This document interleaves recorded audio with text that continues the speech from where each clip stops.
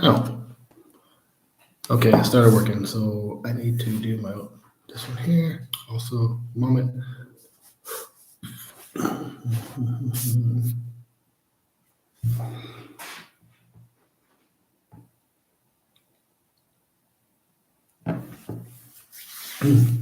Okay, I think I finally figured out how to do both my laptop and my phone at the same time.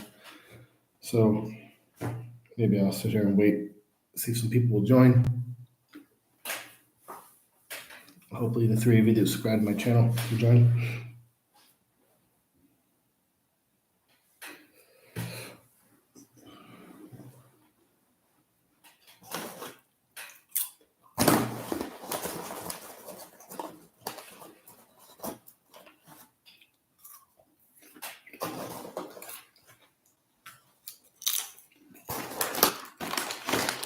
Sorry, I like popcorn.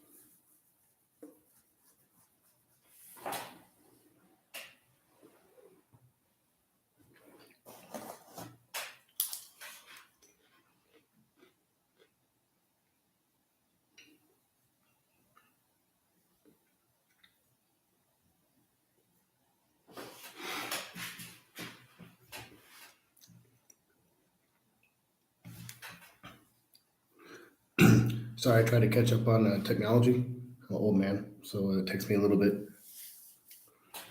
I try to live stream on both YouTube and Instagram as well. So it took a little bit. So, hi, Jana.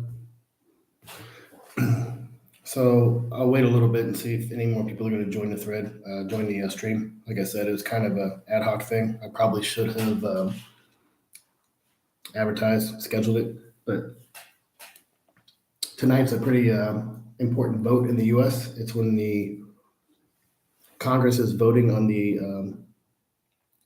budget for next fiscal year, which is supposed to include the budget for defense to Ukraine as well. So I'm going to talk a little bit about that and some of the misconceptions that are being pushed by the politicians in the U.S.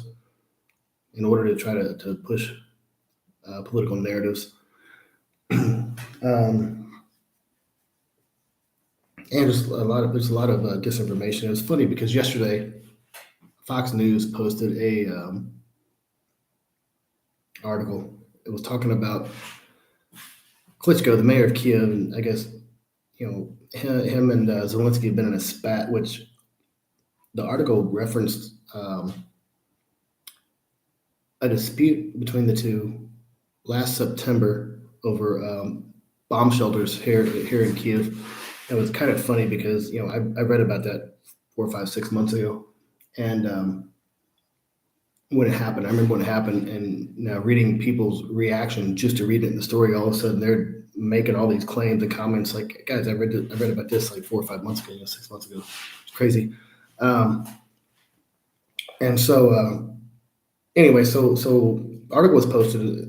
Basically, Klitschko was taking underhanded shots at Zelensky. Those two go back and forth, and of course, everybody on Fox News had their comment or their opinions on it. But when I look at stuff like that, I see it as just like political posturing.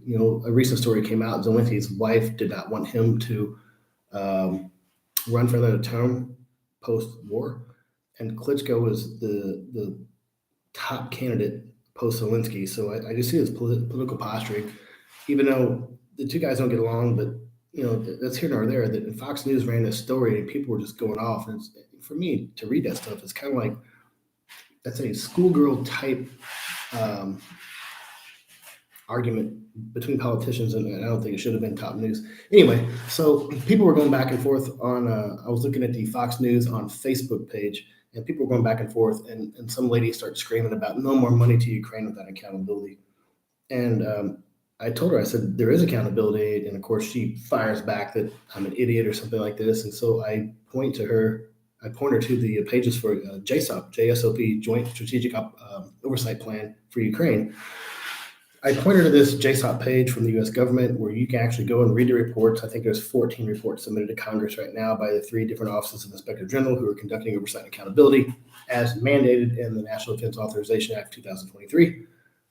And I point this to her, and she automatically comes back and just starts, first she says there's no accountability. Then I show her this, and she doesn't even read any of the reports, goes back and just starts going against this, which I thought was really strange. Boys, vagabond, and schoolgirl. You can say, okay, schoolboy, schoolgirl, schoolboy. Children, how about children? School children. So, apologies. Anyway, so this woman starts, automatically just starts attacking this program, and I said, wait a minute, you just told me it didn't exist. I just pointed you to the page where it did exist, and without even reading the reports that were submitted to Congress, you automatically start attacking the actual program. And so when I see stuff like that, it drives me crazy because I can look at somebody's profile and I can tell if it's a bot, if it's a propagandist, or if it's a regular person. And she had pictures of back in 2012. I could tell it's a regular person. And so her only thing she cared about at that point is pushing her narrative. And so her narrative was oversight and accountability wasn't taking place for the aid going to Ukraine.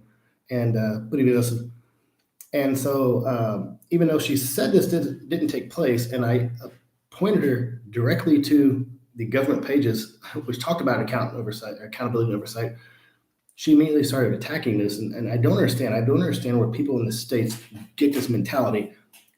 I shouldn't say that. I understand where they get this mentality. The media and politicians are pushing this narrative that no oversight and accountability is taking place for aid coming to Ukraine. And that's just factually not true.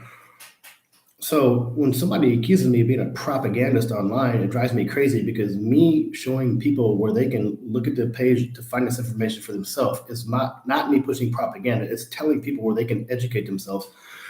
And like I said, tonight in the U.S. or tomorrow in the U.S. is the vote for the Defense Authorization Act, or for the budget for the next fiscal year, which includes the Defense Authorization Act, which includes money for Ukraine.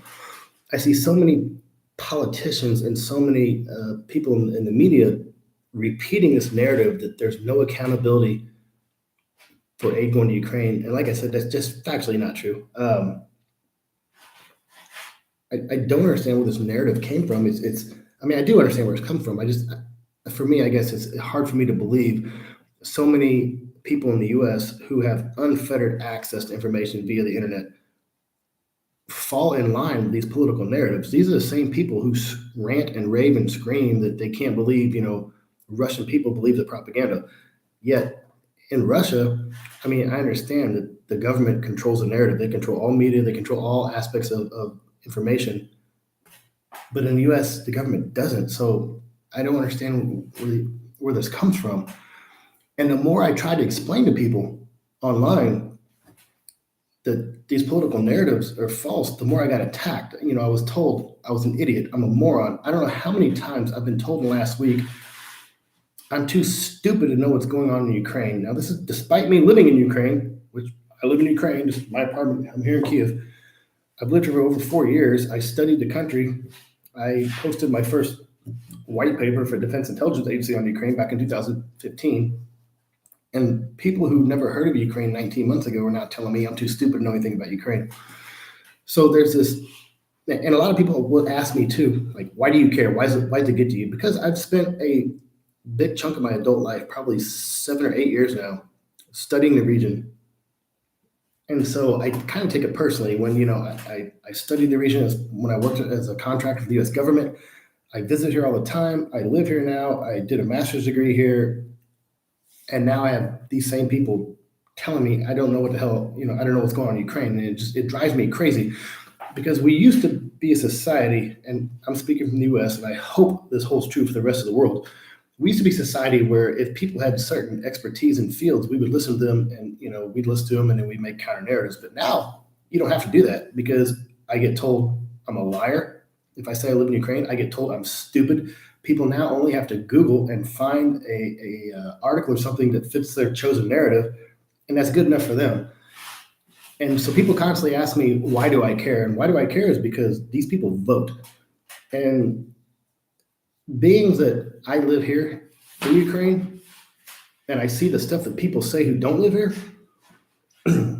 I understand it's very easy for those people to be removed and make these comments. I see things in the States, like people post like, oh my God, is Ukraine, is that still a thing? Or is that even still going on? And it drives me fucking insane. Pardon my French, but I'm sure a lot of you speak French on occasion, but it drives me fucking insane because these people have no vested interest. Like it doesn't bother them at all. People die here every day, and I have to listen to somebody like, oh my God, is Ukraine still a thing? People who don't think do. Yeah, I know, and so that's my problem. And so when we start to see things like Tucker Carlson or these other people with these huge platforms, media platforms, and they start repeating this bullshit or Russian narratives. I watched Tucker Carlson the other day was made a post, and he was talking about how Ukraine is losing, and they want you to think that if Russia went to war with the U.S., it would win.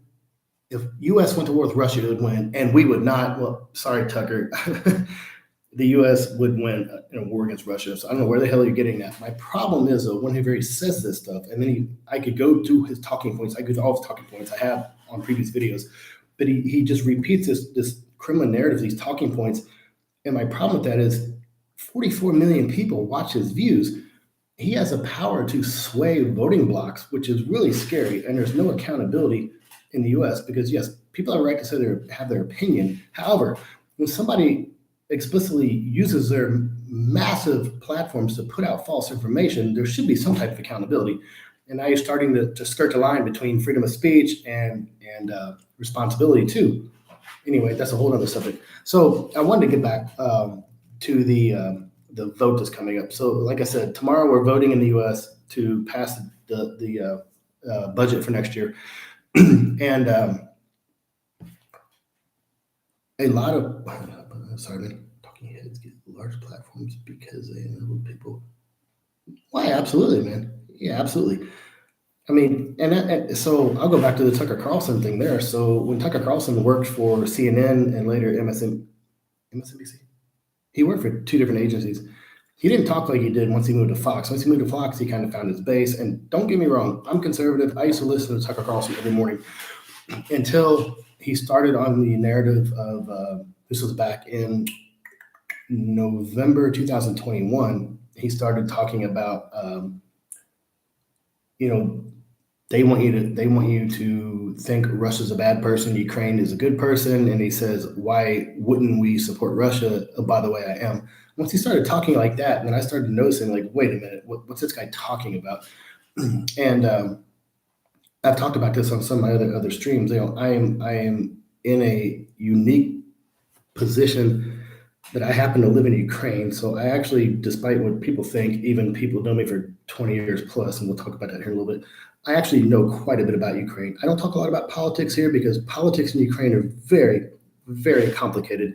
And I live here and I've studied them and I still don't talk about them, which drives me crazy is when I hear some jackass from the US repeat some political narrative like, oh, Ukraine's corrupt or Zelensky's corrupt. And that's all they say, just a one line thing. It drives me nuts. Anyway, so I hear Tucker say what the hell was I even talking about? I hear Tucker say these things, and it sways political narratives, and I hear other people repeat this, and there's no accountability. I don't know where the hell I was going with that. Damn it! I swear to God, I had a point. Anyway, so we have the vote coming up tomorrow inside Russia, Constitution. Constantine, that does Inside Russia, is amazing. That guy is smart. I watch him every day. Anybody who doesn't know what this post is, if somebody just commented, there's a web YouTube channel called Inside Russia. Constantine is the guy. He's an economist, Russian born. He's in exile right now, but he does a really, really good breakdown. And I watch this guy. Constantine left Russia at the beginning of the war. Yep, yep. I know he meets people every morning in a cafe, and you have to tell me he's right outside. He's in one of the stands, maybe. I know. Guy always wears a boss shirt. He's one of the guys that I listen to all the time. He's a really good guy, and he's also Russian, and he talks about like the breakdown of the economy in Russia, and he uses a lot of the information that's actually released from the Russian Ministry of like economics. So he uses their own information. So, and he's Russian born, lived in Russia. Once this all started, he moved out. So, like I can't say anything more about Russia than somebody like he could. I'm not considering try. So, um, is he in Uzbekistan? Okay, yeah. I was watching the. I know he meets a bunch of people for coffee in at one of the cafes every morning, and there were some people visiting from Turkey, and I guess they went to the cafe where he meets the people every morning for breakfast and like met him, and so he talked about it online. They gave him like a little like a tea mug or something. So I mean, like I said, the guy's really good. I would suggest anybody to watch his video. He's one of the him and Joe Blogs is another guy. Is another economist. They both do breakdowns on the economy in Russia based off information released from the Russian Ministry of like economics, I guess. Yeah, so I mean, Constantine, he knows more about Russia than I ever could. While I know about Russia, I've never been to Russia. I haven't lived in Russia. I look at Russia from a different perspective. Um, it's, I guess I would say, I kind of, how do I word this?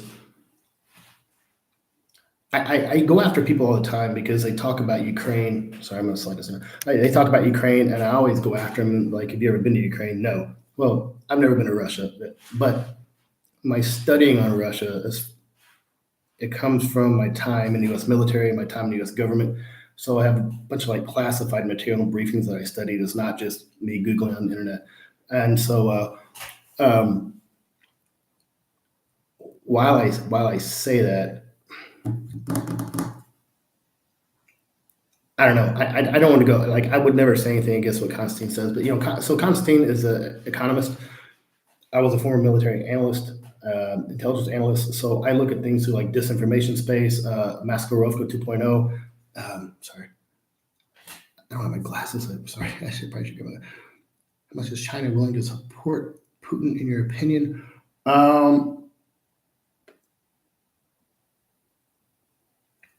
No. So, Vassal, I would say you will never hear China admit this, but China would love for Russia to fail in Ukraine.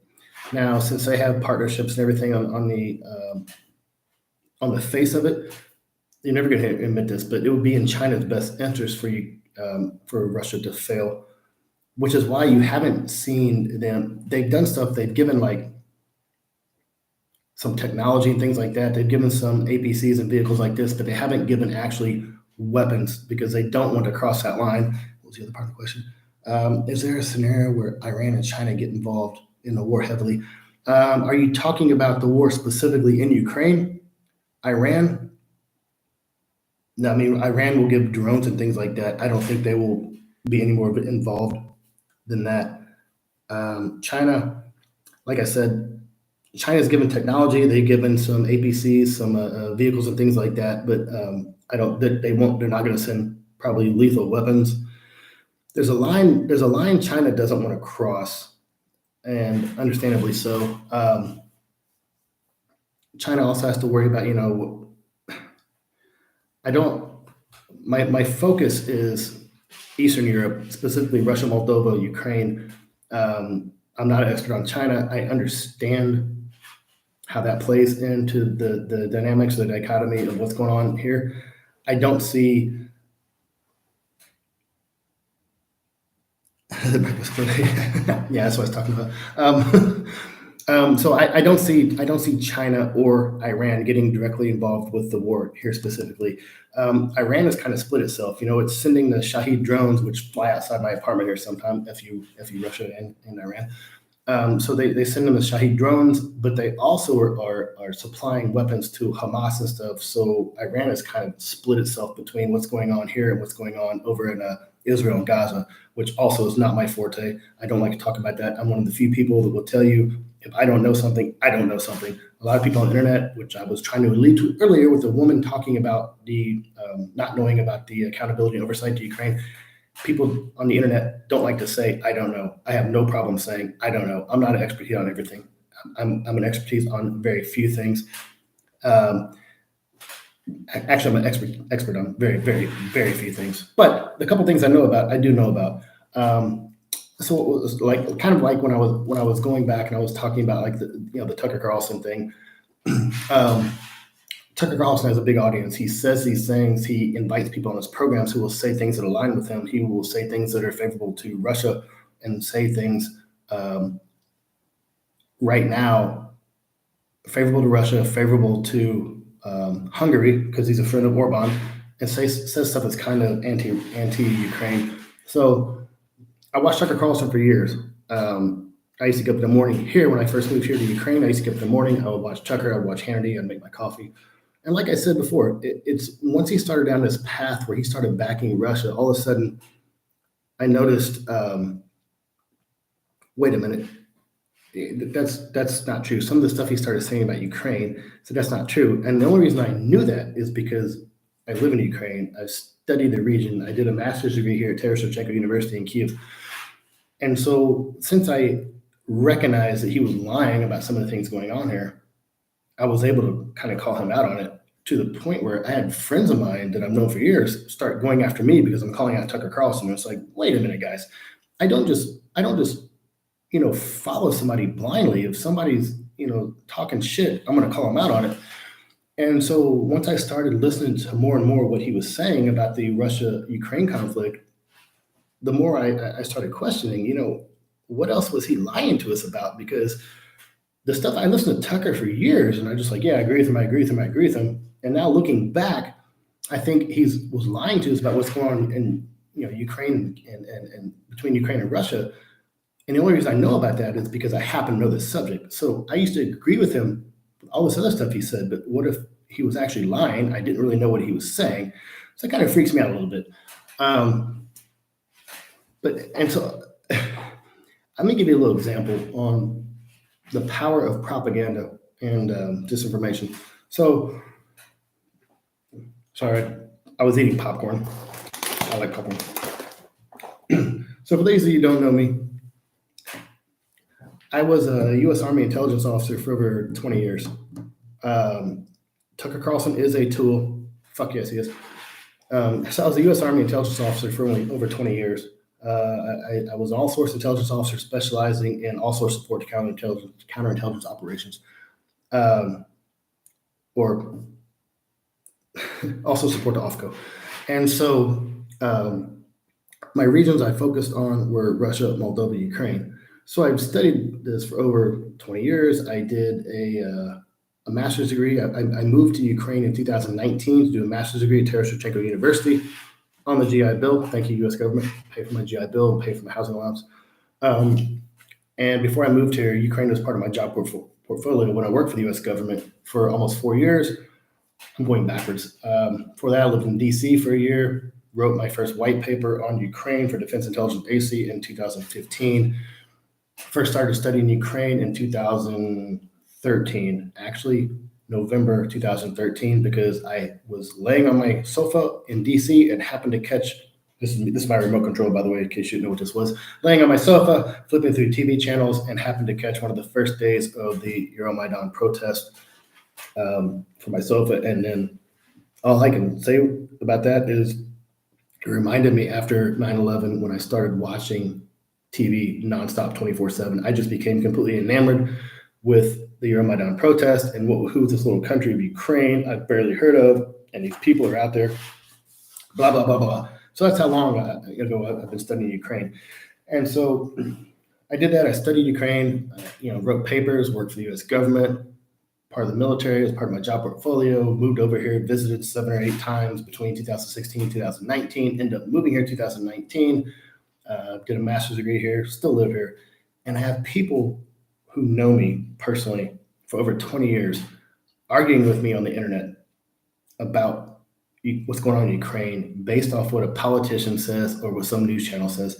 Now, these are people who intimately know me, like know me personally, and they argue against me. So this is the power of propaganda, and this is the power of disinformation.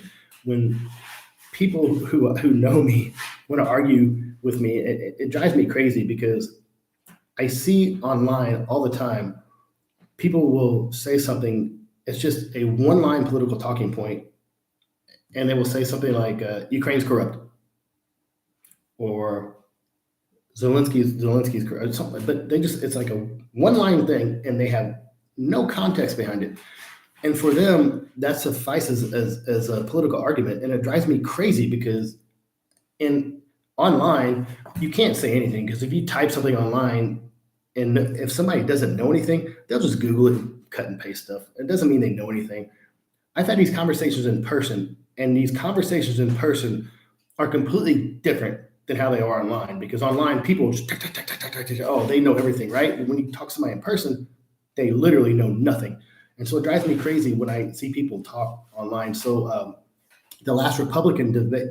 Republican debate, Vivek Ramaswamy was talking about this stuff, and he said that what did he say? Ukraine is hardly a bastion of democracy.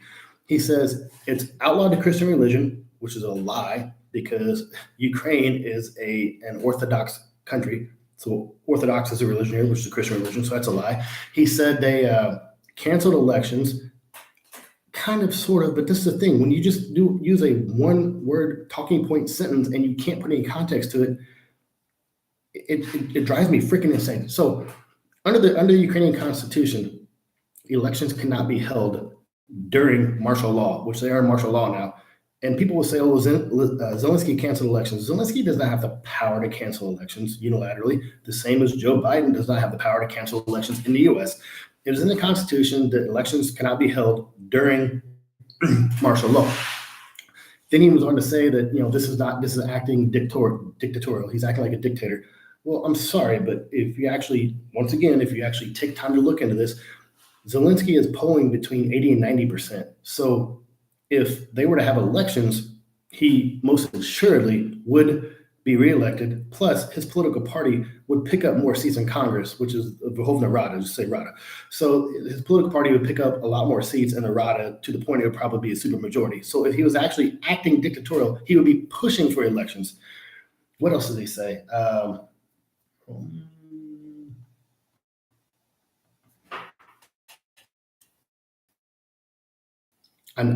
I know what he said. I'm just trying to decide what I want to go down.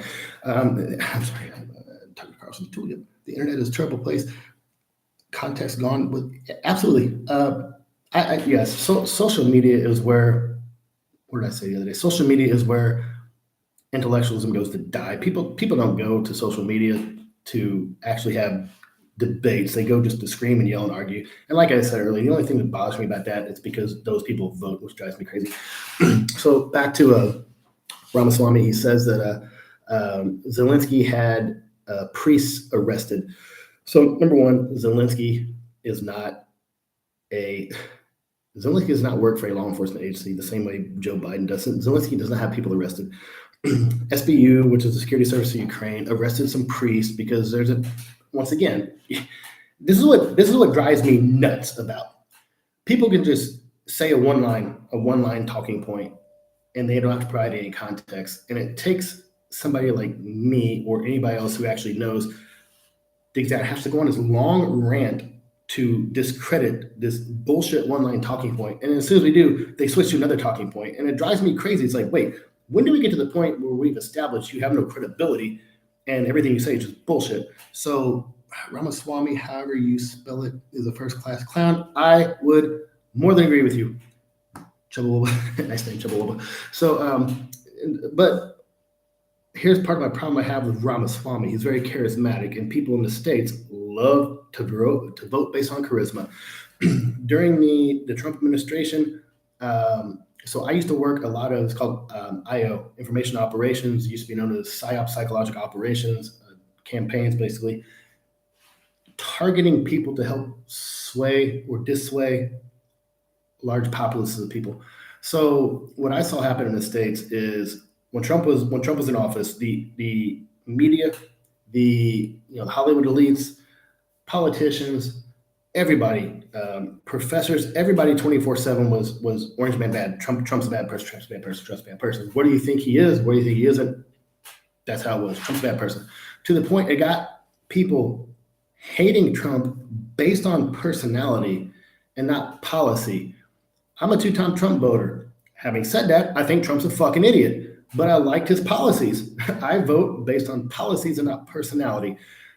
So people started voting on personality and not policy. And where we see with somebody like Ramaswamy, he's very charismatic. People are like, oh, he's very well spoken. Okay, you could be the best spoken person on the planet and still saying the wrong shit. So it doesn't matter. And so that's the only thing that kind of freaks me out about him. I mean, the sad thing is, everything he says in his speech, I can kill that narrative in a heartbeat. Marjorie Taylor Greene, another person, she's an elected congresswoman that sits in Congress, and she used to talk about how if anybody is on here from Ukraine, please back me up on this. She used to repeat the Russian propaganda piece, the talking point that the Euromaidan Euromaidan protest revolution was a CIA-backed coup. She literally used to repeat this. The only place you will find that as a Russian narrative, is a criminal narrative, and how that came to be. Sorry, I have heartburn. I'm old man. How that came to be is after the Euromaidan protest,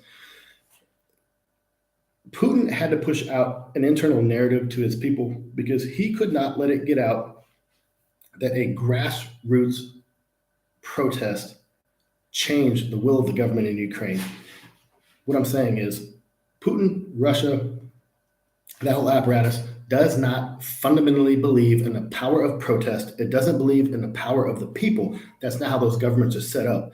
Therefore, he couldn't let his internal populace see that, hey, this is grassroots movement caused this huge protest, which changed the political sphere. He couldn't let that out. So therefore, they had to create this narrative that had to be a CIA-backed coup. The only place you will ever see that, it's a CIA-backed coup, is from Russian-sourced websites and Russian propaganda. But later, we have Marjorie Taylor Greene, an elected politician, repeating this. Fast forward to this year, she was repeating another propaganda piece that says Ukraine is one of the top countries in the world for human trafficking. They are harvesting children's organs. Once again, you will never see it anywhere but Russian propaganda sites. The UN actually did an investigation last year that came out and said there's no evidence there's organ harvesting of children taking place. And a year ago, the Canadian intelligence services put out a report. There's no evidence.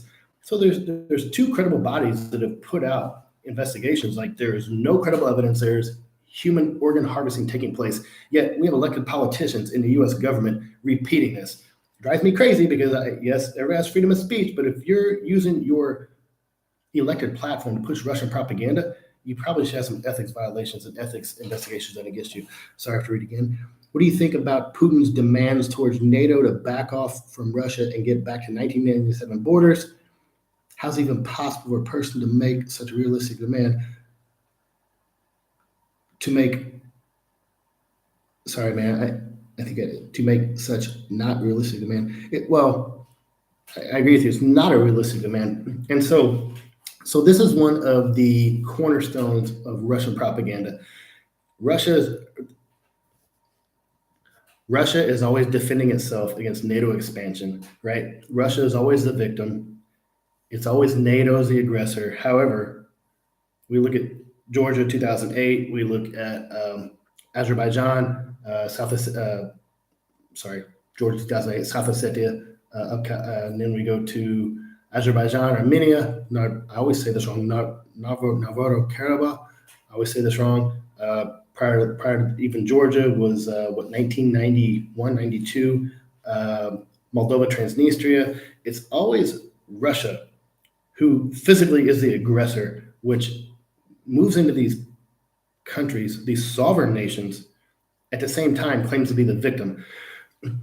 NATO is a defensive organization. NATO does not recruit people. People ask to join NATO.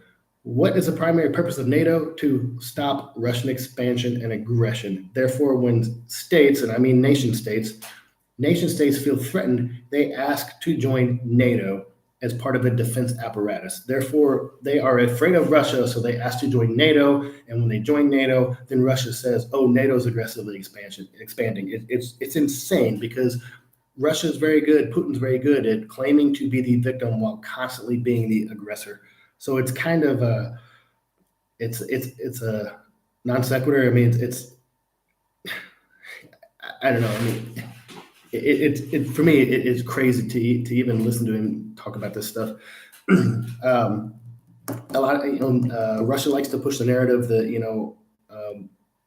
back after the World War II, NATO promised it would not expand east. No, that wasn't a conversation that was had between leaders of the parties back then.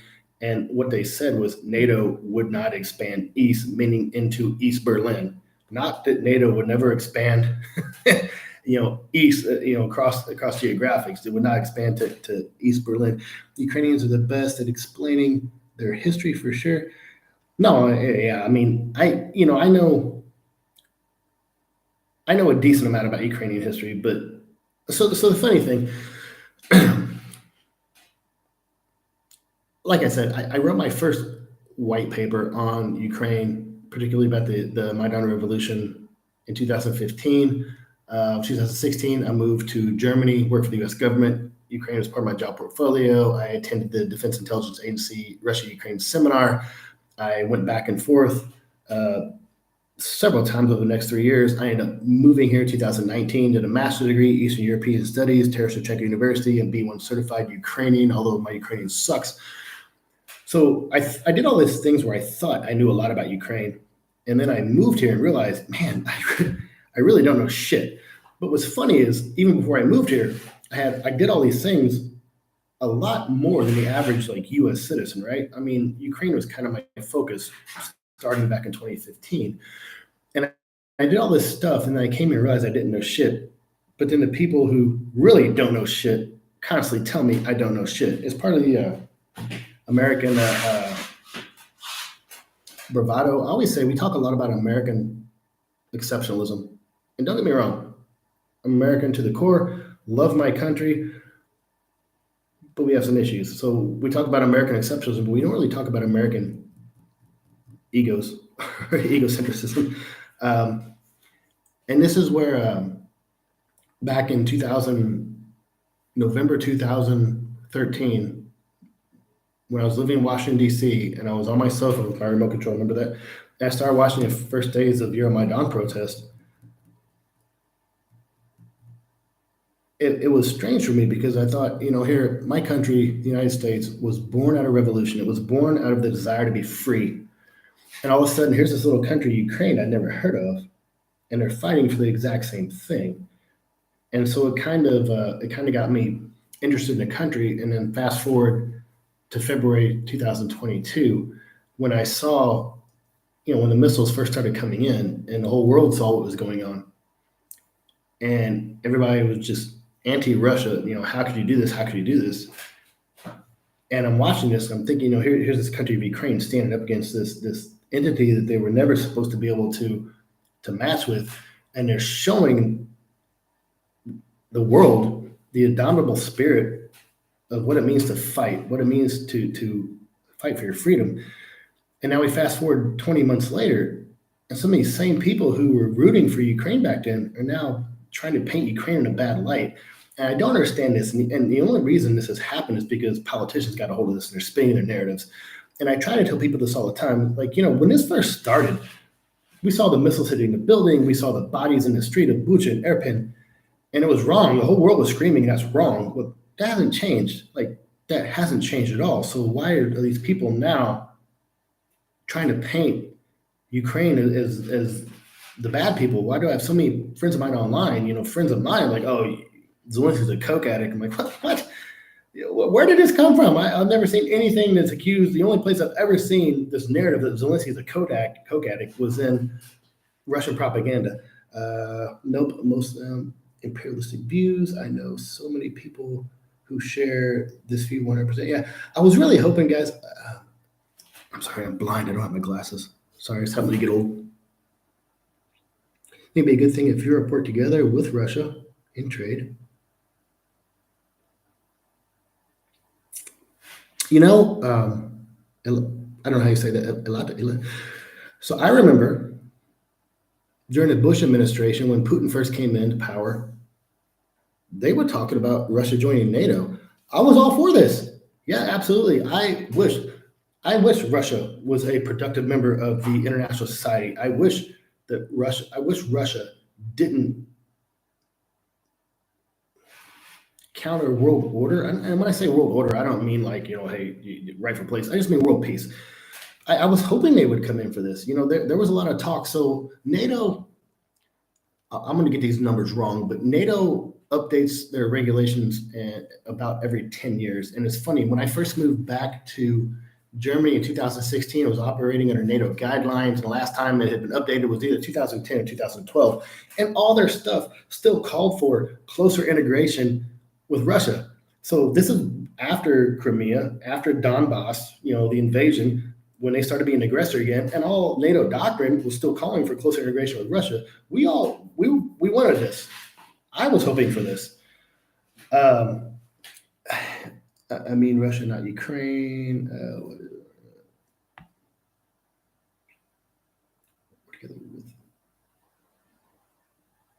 Putin has to go first. I think most Russians. I don't think just Putin going is going to solve this problem. I think this is an institutional problem within Russia because it's an ideological problem. Putin has framed this as it's Russia against the West, and that's the story he's selling to his people. That's what everybody believes. And so how do you fight against that? I mean, like I don't hate the average Russian person. I hate their fucking shooting missiles and drones at me every day. I don't hate the average Russian person. I don't like how the average Russian person is treated. I don't like that they can't freely use the internet. I don't like that their standards of living are subpar. I wish you're dead on. It's deep-seated mindset. Yeah, it is. It's still generations. But how do you change that? So I'm sorry, what Chubba? So one of the things we looked at back when Reagan and Gorbachev, they faced off and the wall fell, and the U.S. tried to go in and help institute democracy in Russia. We fucked that up, by the way. We had a really good chance there. We fucked it up. We did all the wrong things.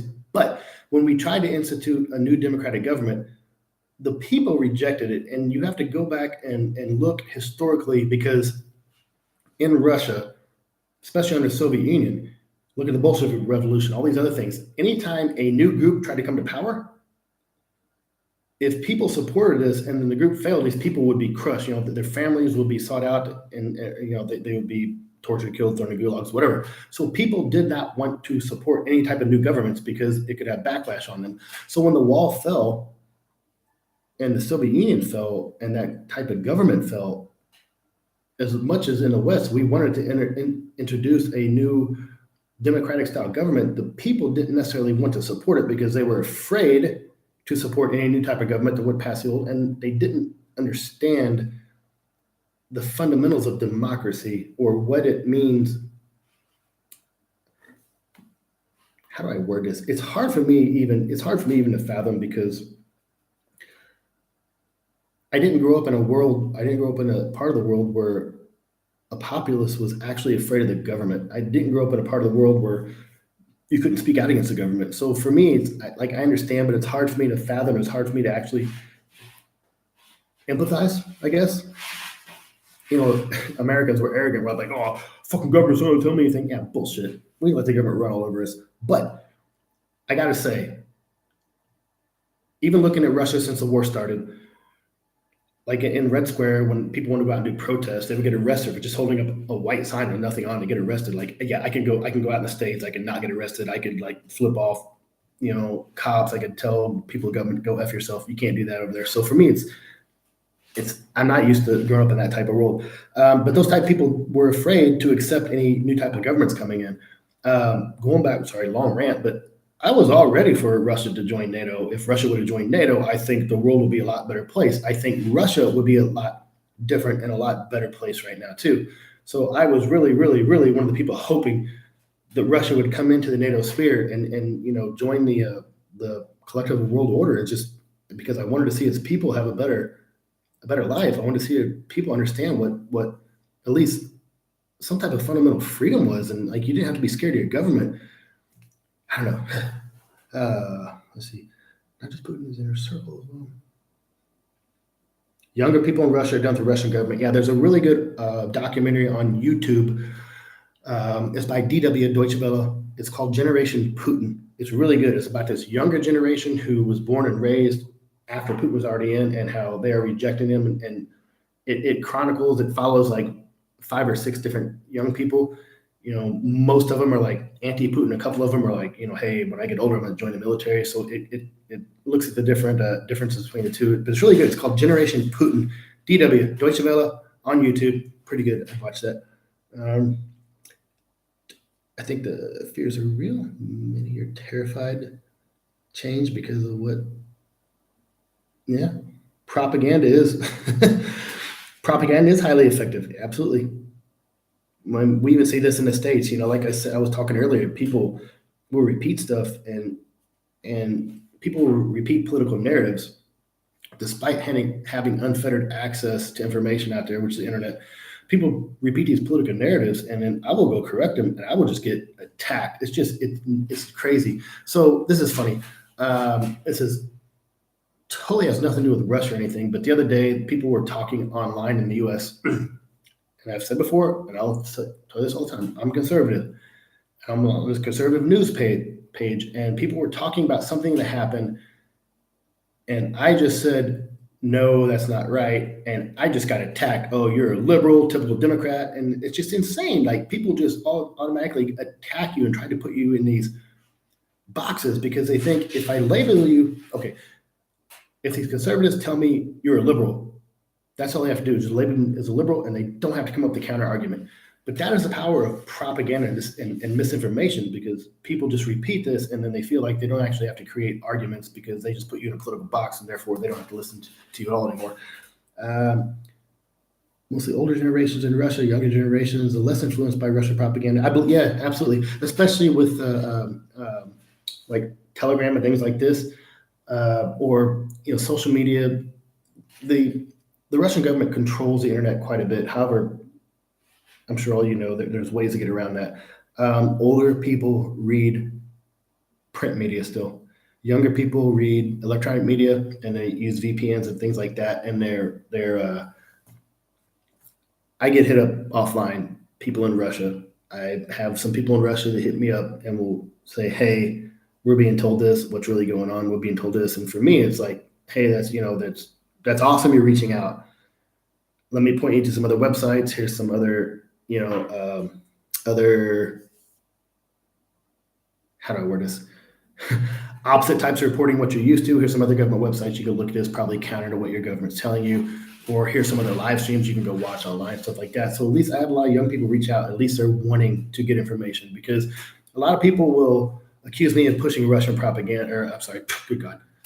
People, well, yeah, assholes on the internet do. Anyway, a lot of people will accuse me of pushing pro-Ukrainian propaganda, and I'm pro-Ukrainian. I try not to push propaganda. I try to tell people where they can go to find out, like the official websites where they can find this information for themselves. Specifically, when it comes to like my stream started talking about accountability and oversight and accountability to funding going to Ukraine from the U.S. A lot of people, there's no accountability. Yes, there is. Here's the government website. This talks about the oversight program. Here's the 14 reports they've submitted to Congress since, February 2022. You can actually go read all this stuff that's actually out there. And people will tell me, "Oh, you're pushing propaganda." I'm like, no, I'm just telling you where you can find the information and make your own judgment. Just read it and go out that way. So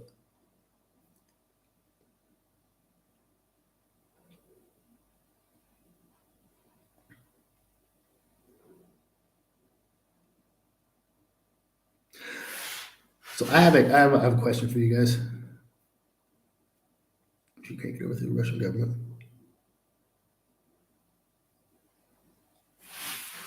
yeah,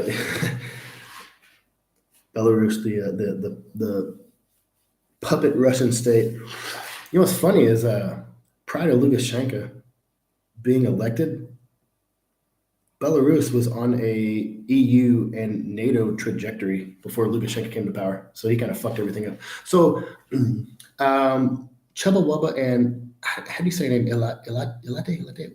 Where are you guys from? Can you tell me what country you're from?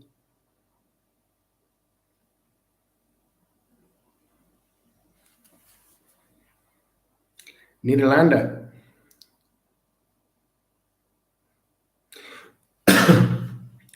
What do you think about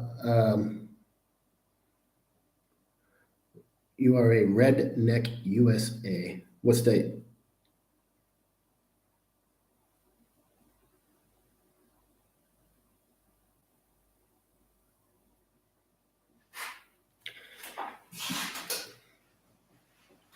So I'm in California, West Virginia, West Virginia, California, living in Kiev. Was living in Kiev 2001. Okay, okay. So all four of you. Let me ask you. I used to live in Lorton, Virginia. So let me ask you. A lot of you have heard the whole narrative which Russia likes to push about the Nazis in Ukraine, and this is the Russian piece being pushed. I hear people in the back in the states argue this.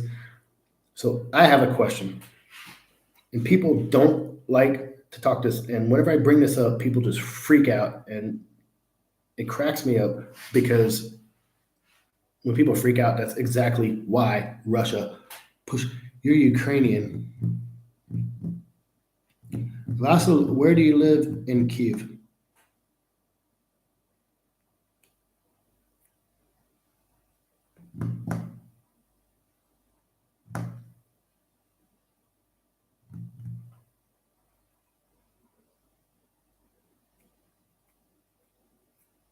I mean, what district? Pechersk, Left Bank. I wasn't asking for your address in particular. Anyway, so I'll wait for your answer. So, Liborezna. Oh, okay. Okay. Ja живу на Подол. Podil. Um, so a lot of people will bring up the Nazi narrative, and I have a question that okay, okay. Oh yeah, I know where you are. And so I have a question for all you people out there. Why historically do we think the Nazis?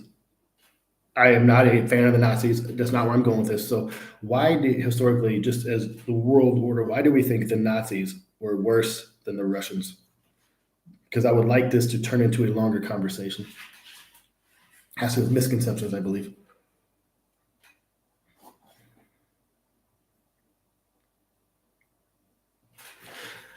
Vaso, maybe you like this.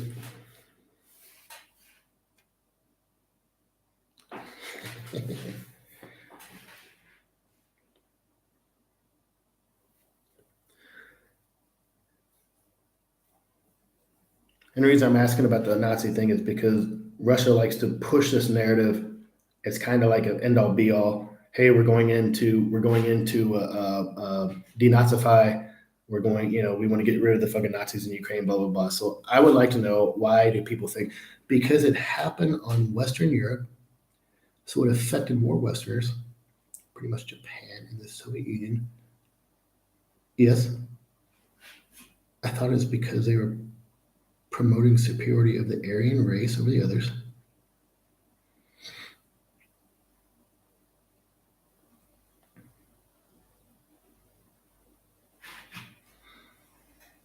Um,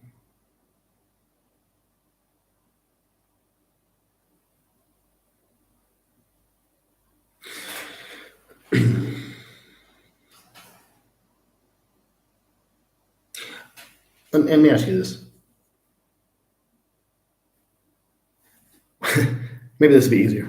Instead of ideologies, what did the Nazis do? Stereotypical villain outfits, yeah, of course. What did the Nazis do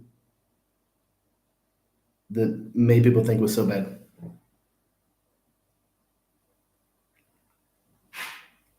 You guys should know this. I mean, like, what's the one thing, like, you talk about the Nazis in World War II, what's the one thing the Nazis did to make them think we're so bad? But yes, I agree. They did this because they were trying to push the Aryan superiority.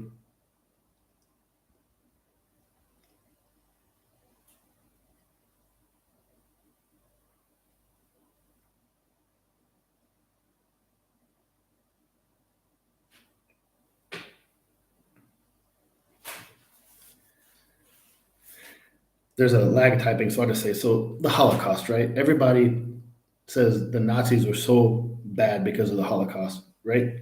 6 million Jews died. Yeah, couldn't agree more. Fucking horrible.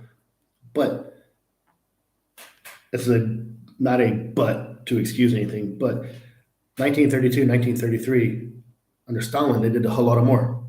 Holocaust, yep, yep, lots of Holocaust, yeah. So 1932, 1933, under Stalin, it was a whole lot of more against the Ukrainian people. During World War II, while 6 million Jews were being executed, 12 million Russians lost their lives, approximately half internally within the gulags at the hand of their own government. And so there's two, you could say, atrocities, or what's the word I'm looking for? They try to wipe people out, genocides. Russia, when you look back at their history, has over 400 years of atrocities against its own people, against people outside. So I don't understand why we're hyper fixed on this 6 year period from 1939, 1945, where Germany did this horrendous shit. Yeah, and they should be condemned for it. We should never forget. But it's a 6 year period. And look at this period where Russia did the same type of shit and they get a pass. I don't understand. Like, I don't understand why we don't look at Russians the same way we look at Nazis. And I don't. And so when I hear Russians say we're going in to denazify the place, I'm like, are you fucking kidding me? If you want to look at Nazis, just stare in the fucking mirror. You know, it drives me insane. I'm sorry, I have to catch up. Some comments don't come up because YouTube blocked. Yeah.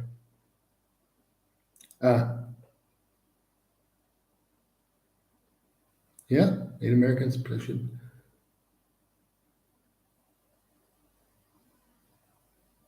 True. However, vagabond and my only,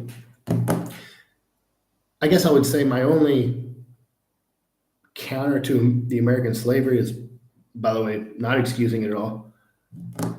I think almost every country on the planet has a history of slavery. It was just, it was one of these dark periods of history. I mean, even look how the Egyptians, the Egyptians built the pyramids, the slaves in Rome.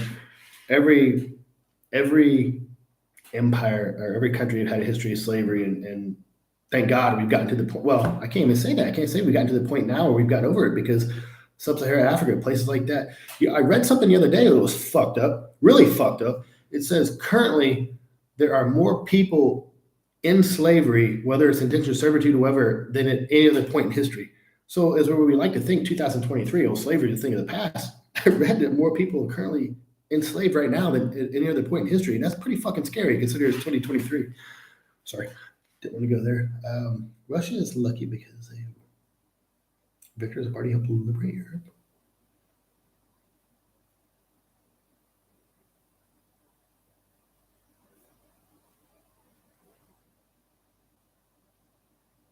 Damn, Olympian, that's sad.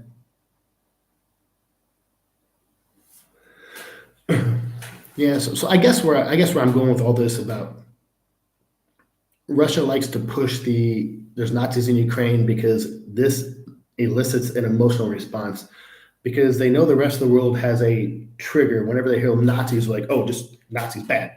So they want to shut down conversation. And then this goes into later, like,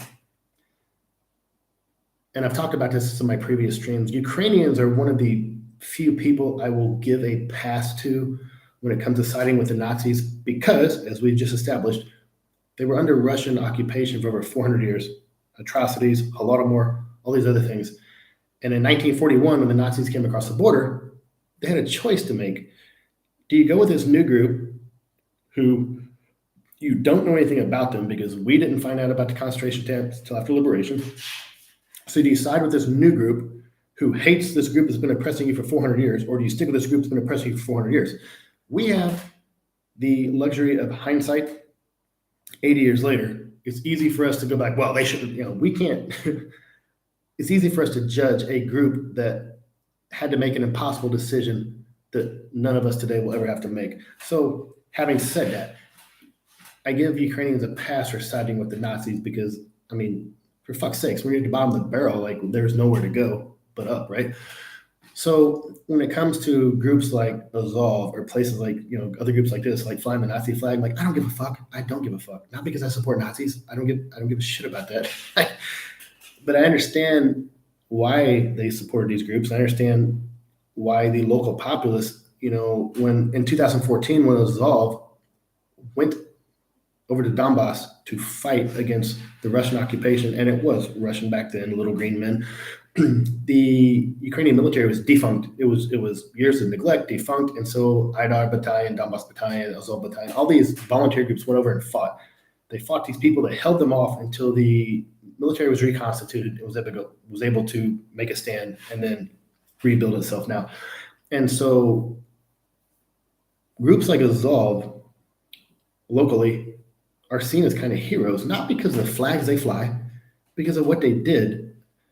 But what's funny is, like, I've talked about this, when you actually talk to some of these guys, and their roots of Ukrainian neo-Nazism is not rooted in the hatred of Jews or the ideology of white supremacy, despite what the original commander Andrei Beletsky, piece of fucking shit. Anyway, it's rooted in the hatred of Russians, which is ironic because now that's kind of what they're doing now. Sorry. Most countries in Europe had Nazi collaborators. Yeah, absolutely. We had collaborators in the States too. Well, so stuff happening. So, but the reason Putin pushes this is because this is internal. This was historically his internal messaging to his people. Hey, it's Victory Day. We defeated the Nazis, and now he's internally messaging his people. There's Nazis now in Ukraine. We're gonna go, take down the Nazi government, which, by the way, is led by a Jewish person right now.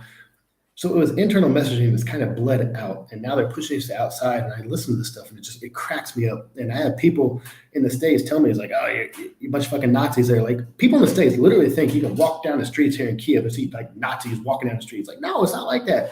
Are you out of your fucking minds? National Socialism was the original term. Yep. Beginning. I'm sorry, I get this little heart in a way, which sounds like the beginning kind of patriotic socialism.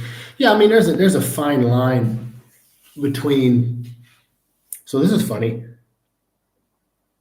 When I started my master's degree here, my first semester, I had a class in nationalism, and what they define as nationalism here is completely different than how we define it back in the States. I will tell you guys, they're in the States. The States is one of the only countries that uses the term white nationalism because you have certain political parties that want to tie that into, certain narratives.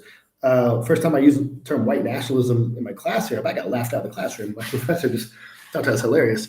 Like the roots of like nationalism, like especially Eastern European nationalism, which kind of began in Hungary in the early 1980s, had nothing to do literally with race.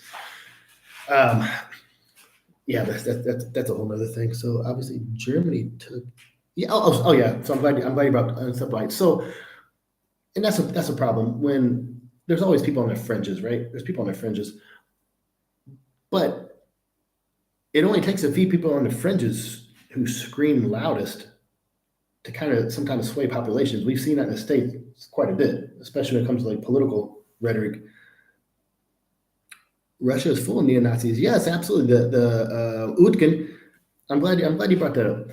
So Utkin he was the original founder of Wagner, had the SS Lightning bolts here, and he had the I forgot the lapel pin, little diamond and stuff. So he had two SS. He had SS Lightning bolts here, the Schutzstaffel. And sorry, I used to live in Germany for 15 years, so I speak German. So just because I say Schutzstaffel, they're like, oh, fuck, he's Nazi. Anyway, ich spreche Deutsch auch. And so they had the lapels here with the diamonds off the SS uniform and the SS here, and original founder of the Wagner group, and he named it after his love of the Third Reich and Karl Wagner. That's who they sent to denazify Ukraine. You send a guy with SS lightning bolts to denazify Ukraine. The whole thing, like I said, is just insane. And like I said, this has historically been internal messaging for the populace within Russia, but it's kind of leaked out now. And my problem is, I hear people, to include ignorant jackasses in the U.S., repeating this stuff, and so it drives me crazy. Like I said, when I first started to stream, I have people who know me for years, and people on social media argue with all the time that tell me, obviously, I'm too stupid to understand what's going on in Ukraine. Yeah. So anyway, do any of you guys in the States or Netherlands, anywhere else have any questions about what's going on in Ukraine? Or Vasil, if you're still on here, I'm not sure you are. Do you have any questions about like a Western perspective about what's going on in Ukraine?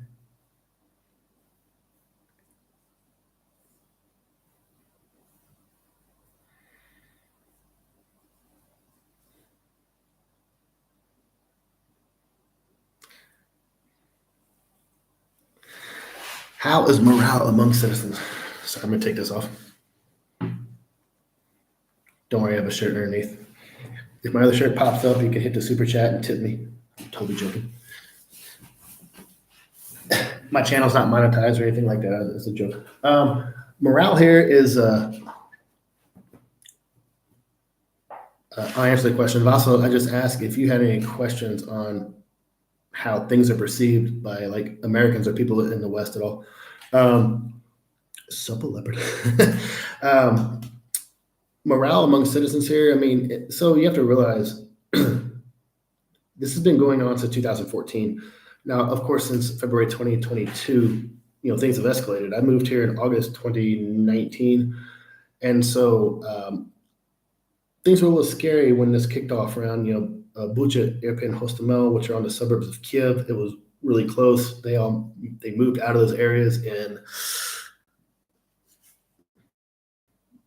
mid-April last year. So things have moved back to almost the front lines of 20. I can't say 20. Damn it! I can't say the lines of 2014 when the Crimea and Donbass invasion started, but stuff's moved back over to the east of the country. So it's not in your face, but we do have air raids go off all the time. We have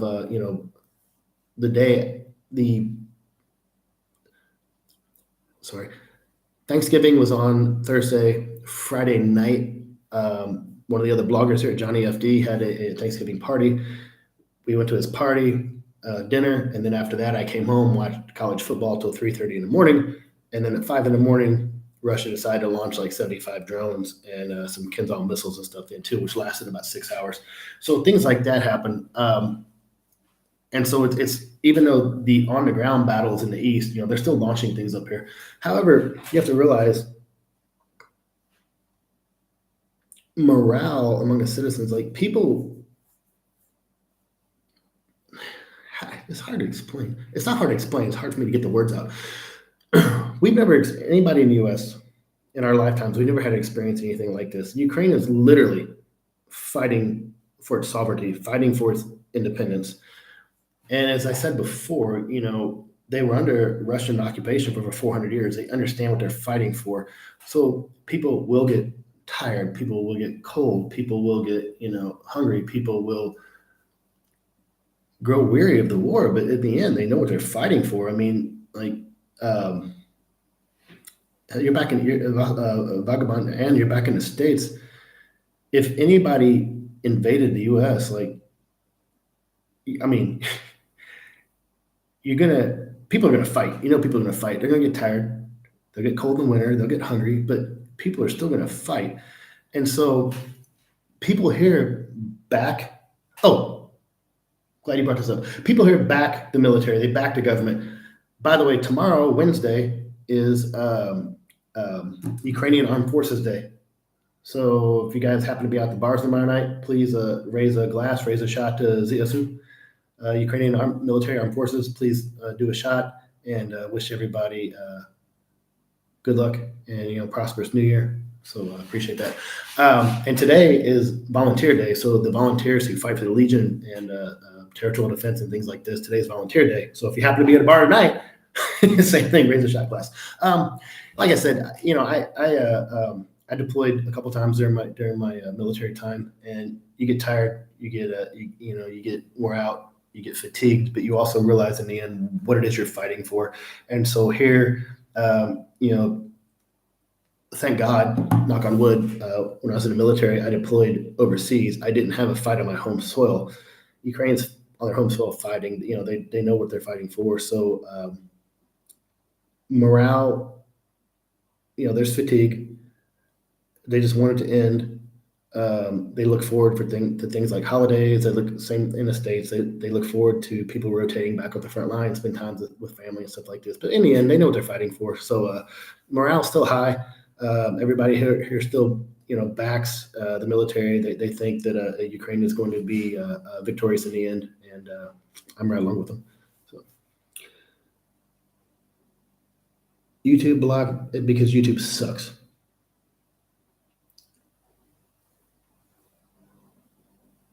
Can't discuss anything you do. Yeah, I know. YouTube, Facebook. Hell, I'm in Facebook jail again. I go on Euromaidan Press and some of these other websites, and I see the Russian trolls, and I go after them. I go after them hardcore, and I'm always getting like they'll come on there and like praise Russia and make fun of Ukrainians dying, and I'll go after them. And next thing you know, like I get a mark for bullying. I'm like, seriously, I get a mark for bullying against some asshole from Russia who's making fun of Ukrainians dying. Anyway, social media just sucks. It's been almost 2 years. How are people doing? Like I said, I mean, yeah, it's.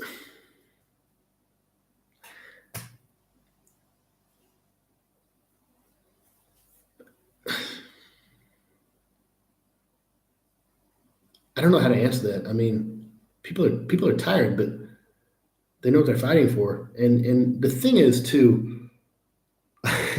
bullying captain. The thing is too, a lot of people they know why they're fighting, and when you talk to them, they say they're fighting so their kids don't have to, so next generation doesn't have to. I know a lot of people here. They're young single parents, or not single parents. I'm sorry, they're young parents who like their wife has just had a baby in the last year or two, and they're leaving because they're joining and they're deploying because they say they want to fight so their child doesn't have to and get older. So it's it's really, as somebody who's been deployed multiple times, I can tell you, you always find like something to reach down once you and I will emphasize, I wasn't in a position of Ukrainians where I was literally fighting for my country's existence, but I still found a way to kind of dig down and find something to fight for.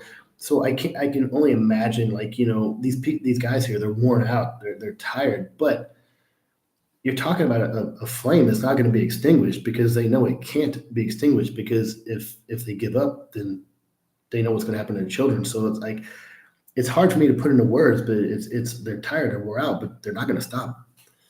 As far as the people, I'm going to do a video. God damn it, I'm leaving next week. I'm going home back to the States for a few days. I wanted to do a video back when we was talking about all the fundraising and the stuff going on. There's a lot of talk about external fundraising coming into the country, and I want to do a video on internal fundraising, because everywhere I go, there's always fundraisers and raffles, and there's things going on, people selling things and all this to give money to the army, people collecting money to give to the army, little boxes around, little grandmas, babushka is Russian, my bad, babusias, who barely make money, putting some money in the collection box. I want to do a video because there's so much internal support for the, we say boys in blue, but for the military. And I want to get that out to the rest of the world, because so much of the rest of the world thinks that Ukraine's just hanging out and living high off the hog, eating on the fat. But people here are doing so much to support their military and their country. It is crazy. So hopefully I'll have time to do a video before I head back to the States. The West should advertise heavier that we will not fail Ukraine, even if we have to go beyond political barriers to do so. Yeah, I agree. I think here's a little interesting tidbit for you. So the last I saw of all the money we've given to Ukraine, 46 billion went through the Department of Defense for military aid. Over 90% of that has actually stayed within the US and US supply chains because they've used PDA, Presidential Drawdown Authority, which is granted by Congress. It's not a different funding stream, it's just an authority which allows the president to draw from our existing stocks, our old shit, send that to Ukraine, and then we, the US government, takes the money that was allocated for Ukraine and uses that with the defense contractors to buy new shit to put back in our stocks. So over 90% of that money is stayed within the US and in the US supply chains. So I think we could be giving better weapons, like the Patriot. The Patriot systems, the launchers have been a godsend here. German was German IRIS-Ts, the Patriots, but even the Patriots, those were first created in 1980 and first fielded in 1984. So this is old technology. The HIMARS launchers, which have been amazing over here, those were fielded in the 1990s. So it's not new technology. It's not new stuff. So I think we could be giving more stuff and a lot better stuff. Here's my problem. Here's my concern. And a lot of people don't want to talk about this, but I have no problem saying this. There is no pure military solution to the conflict in Ukraine. So even if Ukraine were to meet all the strategic goals of pushing Russia out of Crimea, out of Donbass, back into Russia proper, that's not going to end the war. They're launching shit from Russia now. So all that would mean you go back to your international borders and they'd still be launching shit over. So just pushing them out is not going to end the war. There needs to be a military solution, political solution. Russia's weaponized energy, so departments of energy need to be involved. There needs to be like Department of Agriculture. They weaponize grain and food. There has to be a whole of government approach and solution. It's not just going to be a military solution. So there's a lot of other bodies, and to include international bodies, that need to get involved to figure out what does the end look like. And that's one of the big pushes in the States right now is and that's one of the talking points between the political parties where, says Biden or NATO in general said, we will be with Ukraine till the end. Well, what does the end look like? And I kind of understand what they're saying. Like, okay, you have to define a goal in order to work towards that goal. So, and I don't necessarily think that goal is for us, the West, the US or NATO, to define. Ukraine needs to define what that goal is, and then we will support 100%, 80%, 90%, whatever we decide. But we have to decide what that end state looks like, so we have something to work towards. We have to give Ukrainian soldiers big respect. Yes, yeah, absolutely. Hey, Ukraine, even when this thing first kicked off here 19, 20 months ago, Ukraine is doing it. I told everybody they'd fight. They're doing a lot better than I even thought they would. I mean, I should have kind of saw this coming because they've been dug in since 2014. But part of it, Russia's really, really bad too. We overestimated Russia. We underestimated Ukraine. So, a little on both sides. But yeah, I'll give those guys respect all the time. The moral of fighting against Russia and understanding what future does Russia bring. Russia simply cannot stop threatening neighboring countries. No, also, I agree. We've already heard Medvedev and another, I forget his name, there's another member of Duma. Medvedev, another member of Duma, have already said Poland is next. And that scares me because that's NATO. That's Article 5. And if you already tell me you're going into Poland, you're going to trigger Article 5, then every country in NATO has a vested interest to stop Russia in Ukraine, or else it will trigger Article 5, and all these countries are going to be sending, I hate to say this, man, they're going to be sending their citizens to die to fight Russia because Ukraine is already shouldering that burden. They already have people, dying a lot of people are dying here because they're defending. But if Russia goes into NATO, if they go into Poland or the Baltic states, NATO proper, then it's going to be bad because I have to think if Russia goes into NATO and triggers Article 5, then Russia probably has security agreements with. I cannot for the life of me imagine China getting involved.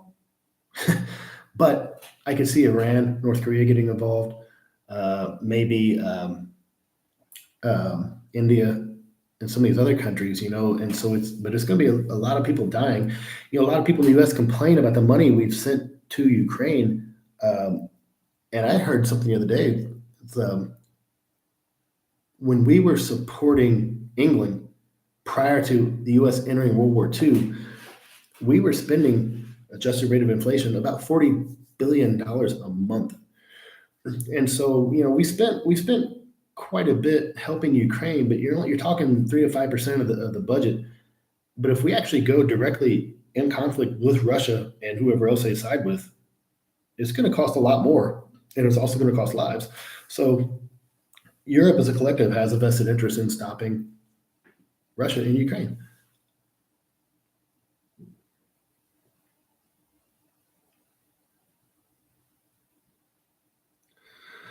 The Hungarian president Orban, what a fucking shitbag, man. Part of me would love to just, hey, NATO, EU, kick freaking Hungary's ass out and bring in who's up next, Sweden. Part of me would love to say, kick Hungary and Turkey out and bring in Ukraine and Sweden. But Turkey, oh God, Turkey's such a pain in the ass because they they are not necessarily strategically aligned with NATO's interests. I mean, they got kicked out of the F-35 program because they were buying S-400s from Russia, which violated their NATO agreement or charter. But they've also helped, like through the Bosphorus Straits, they helped secure the grain deal. However, Turkey always negotiates with Turkey's best interest in mind, which technically every country should do that. But if you're a member of this collective, NATO, you should also do what's in line with NATO. You shouldn't do what's in the best interest of your adversary to enrich yourself in violation of your NATO charter. So Turkey's a big pain in the ass. It's kind of like damned if you do, damned if you don't. They're that, yeah. I think not many see Russia as a paper tiger. I didn't before. Can China hold North Korea back? Oh, North Korea. I mean, North Korea has a few nukes and stuff like that. North Korea does not have the logistics lines for any sustainability. So, they North Korea is like good for one big punch up front, and if you withstand that punch, they're done. Suspend Hungary. Yeah. So yeah, a lot of people didn't see Russia as a paper tiger. So funny, Russia. There's two reasons the West, and I will speak specifically about the U.S. There's two reasons that we got it so wrong on Russia. Number one, we did not understand the pervasiveness of corruption within the Russian military. We didn't understand how much that affected from the top all the way down. It just gutted the Russian military. And two, and probably more important, or equally important, you have to realize every year the Department of Defense has to go in front of Congress and negotiate for their budget. So we had all our top generals in there screaming for years at what a threat Russia was. Russia's a threat, Russia's a threat, Russia's a threat, in order to get our defense budget every year, right? And so when you couple that with the fact that we just didn't understand how pervasive corruption was throughout the ranks, we probably built Russia up and its capabilities up more than we actually realized. I mean, because if a general goes in front of Congress, like, maybe Russia's not as bad, and then Congress like, okay, you don't need this much money, and cut it. So they couldn't do that. So we're kind of our own worst enemies there. And then we just didn't understand, like I said, how much corruption infiltrated the top to the bottom, which I don't understand why, because we've done studies on corruption throughout like the Soviet Union and how much it affects all the facets of life. So why did we think that the Russian military was impervious to corruption. I mean, we didn't think it was. We just didn't realize. I read a pretty good article that talked about this, and it said at the higher levels, a Russian general can take money to give contracts to different people, right? So you go all the way down. So the Russian general is giving contracts to people pocketing money. But when you get down to like the very, very, very, very bottom levels, you have like the supply sergeant in the arms room who has the key to the weapons rack. Now he's selling AK-47s and pocketing the money. So who actually does more damage? The people way down at the bottom who actually have access to the actual equipment going to the people who are selling this and getting rid of it, or the generals up top who can pocket money and just give contracts to different people.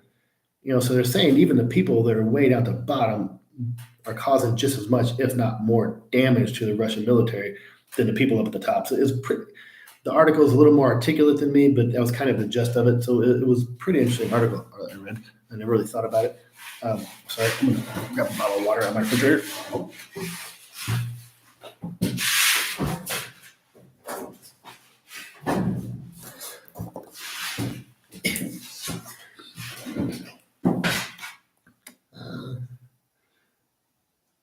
Wait, man, I'm blind.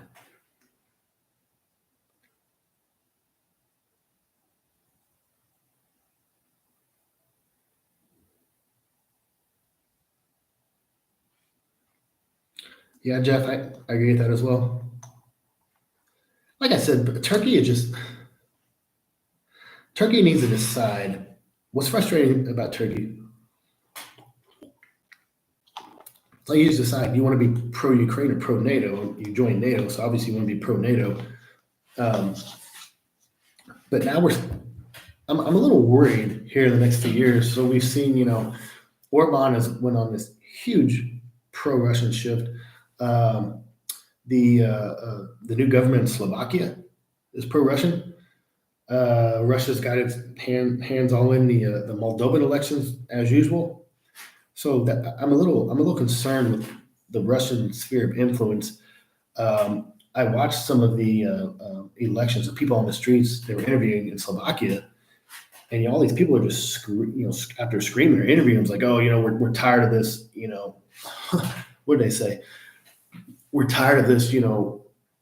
Basically, we're talking about like the LGBT agenda in the EU or something like that was their reason. Person they were interviewing on the streets in Slovakia to go back to side with Russia. It's like, what? Like, I just don't understand this because you literally have the freedom to stand out and speak about this in Slovakia, but you might not in Russia.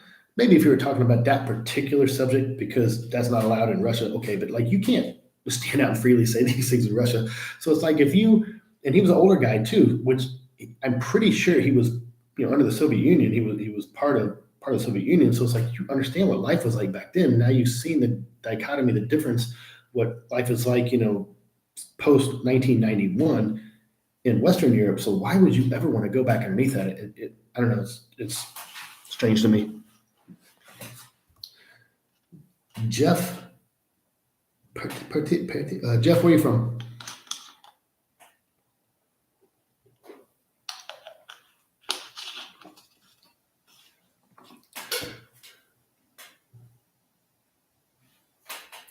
I don't know where my glasses are.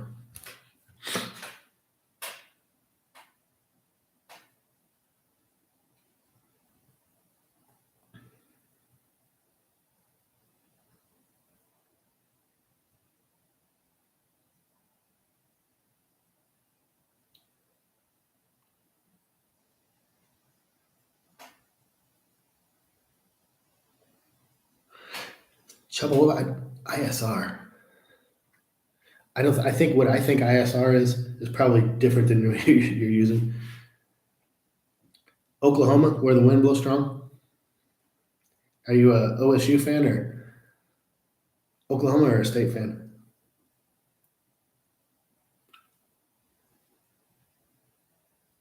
Oh, okay. Yeah, USAF, ISR, okay.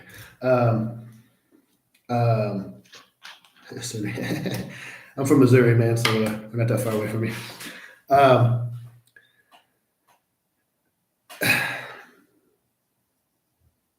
I don't know. I don't know if Russian economy collapses, would that necessarily mean the government would collapse too? Or are you going to have like some of the big oligarchs move in to take over government? What's the word I'm looking for? Is like an ad hoc government or God, if the Russian economy collapsed, some of the oligarchs could move in and literally take over large swaths of the government, which would privatize. Ooh, that'd be scary. Um, yeah, I don't know because just because the economy collapses doesn't necessarily mean the government would collapse. Would Hungary and Slovakia move in? I think Hungary probably would. Slovakia, I don't know. I mean, I would like to think the entire world would come in, all things considered, prior to the Ukraine invasion. I would like to think the whole world would come in and probably help Russia, but now it's like you're not exactly, somebody yeah, dude, that's scary. My my outlook, my view of what Russia is has changed dramatically since the invasion. I was help take over. Um, no, I mean we don't. Oh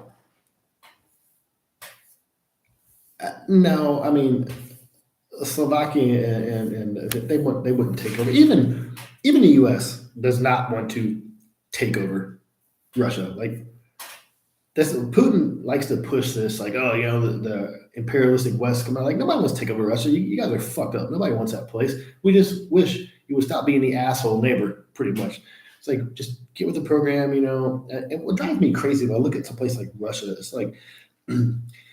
And this kind of goes for Russia, North Korea, China, all these countries like we don't get along with. And think about this: instead of spending so much goddamn money on the military, think if all these countries like, spent money on like technology and medical research and stuff like that.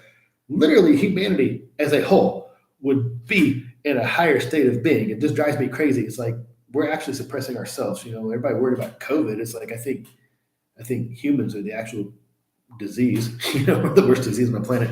Anyway, it's a longer story. I think it's just too dang cold. Yeah, no shit, dude. Who wants to live in Siberia? My God, you guys ever?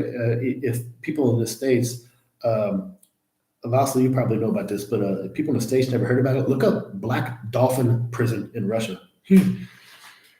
How about former British Commonwealth, including Canada? Yeah, so when I first moved here, um, one of my friends in my master's program was from Saskatoon, Canadian. Still talking. I actually talked to him earlier tonight. We're him and I are co-authoring a paper for Politico magazine on basically what I was talking about earlier. What this stream was supposed to be about. I got way off topic. Accountability and oversight for aid coming to Ukraine, and this me going into all the different government apparatuses and the Joint Strategic Oversight Plan and JSOP in Ukraine with the offices of inspector generals working in coordination with different cells here, yada yada yada. And I actually had it all referenced, so we're putting all this together. Anyway, he's been here for like 12 years, and he's an author, journalist for New Voice of Kiev, New Voice of Ukraine, lives in Kiev, and that fucker. I'm outside just freezing my ass off, and he's over there like a light jacket with no hat on. He's like, "Oh, this isn't cold." He says what it's like in Canada, and I'm over there like wrapped up, like it's freaking cold. Like, he's like, "You're from Missouri," and I'm like, "Yeah, but I didn't live outside, so it's just crazy." Um, they've serving. You mean like? Oh, they have several nuclear polluted areas. You mean like old like storage sites and stuff like that?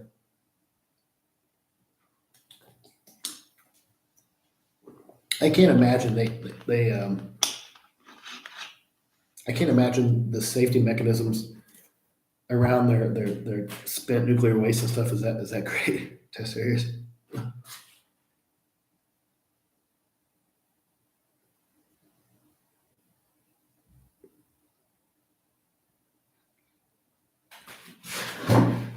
So for you guys back in the states, do you have any like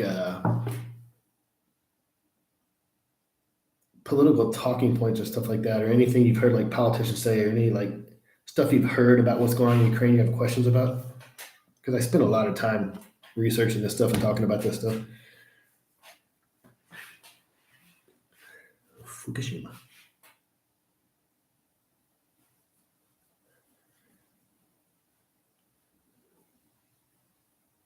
Kind of like when I did the stream with Johnny FD and the one lady, they were talking about Maidan and it being a CIA backed coup, and she said there's literally a video or a audio recording of Victoria Nuland talking about overthrowing the government.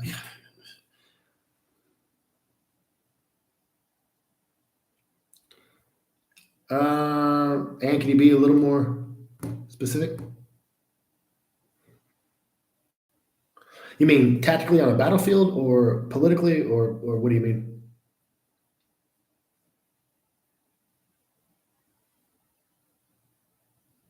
And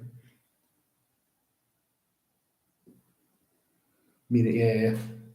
Let me. Yeah, I need to. I've got a couple of guys over here that know Starsky and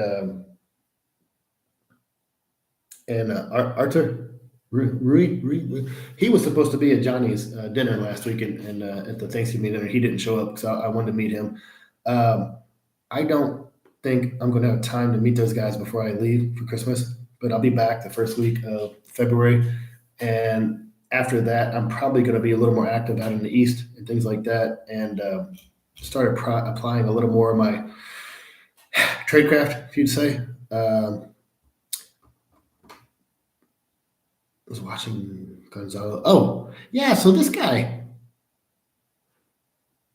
what'd you think of Ann? What'd you think of him? Because I didn't know anything about this guy until I caught a U.S. report on him that he was a journalist, and then the more I dug into it, maybe he wasn't an actual journalist. He was a YouTube guy, and SBU rolled him up for pushing a lot of Russian propaganda. Like I never watched any of his stuff, so I'm just curious to what you thought about him.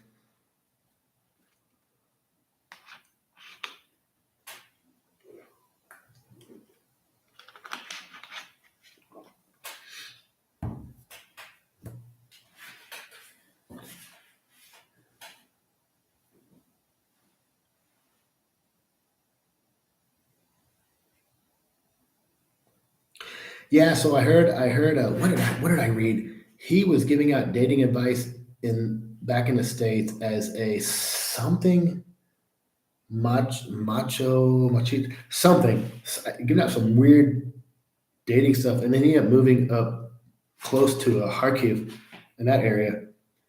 Coach Red Pill, yeah, yeah, yeah, I read that. And then he moved over and started pushing like this pro-Russian stuff, and he got arrested. He got arrested for pushing like pro-Russian stuff, and when they released him, they were watching him, and then he started doing all this crazy shit. And then they went in, and that's when they got all the stuff on the meet. I need to go back and read some more about that, but I read about it, but I never actually listened to him. So yeah, Coach Red Pill. I remember reading that. Oh yeah. So Patrick Lancaster. How do I sensitively say this? He better hope he's never in the same place as me. And what's worse is his parents. He's from my home state, so he better hope. He better hope I never find out he's going to be back in the states at the same time I am, because there's very few things I will go to jail for. Patrick Lancaster is one of them.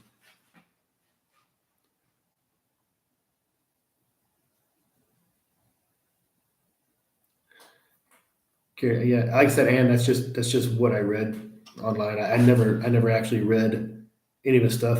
And I saw the U.S. media report on him, just said he was a U.S. journalist, and when I started reading Ukrainian reports, and then they said he was in this. So I never watched his stuff. So I may have to look at some of this stuff up.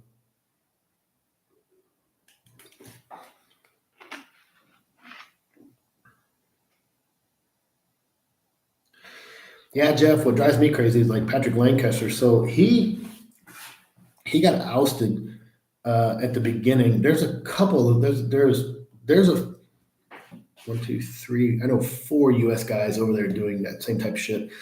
But Lancaster, he moved over to Donbass and married some girl, and he got caught basically staging some scenes. And when this first kicked off, he happened to be the guy, just always happened to be there with the camera, and it was like, yeah, that's kind of weird. And then when he started doing he started helping put out videos like, oh, these are Ukrainian military doing war crimes and stuff, and then UN and a couple of the international intelligence services went in and did some investigations on that and said that he's actually staging some of these scenes. So like yeah. I can give you my opinion on him, but it won't be nice. And I mean, I guess he covered free speech and not treason. I mean, the thing is, like, he doesn't work for the U.S. government, so it's tough. He's safe. He's safe from the government, but he's not safe from people like me. So he didn't like Lancaster. Yeah, good to know. Good to know. Steven Seagal. What a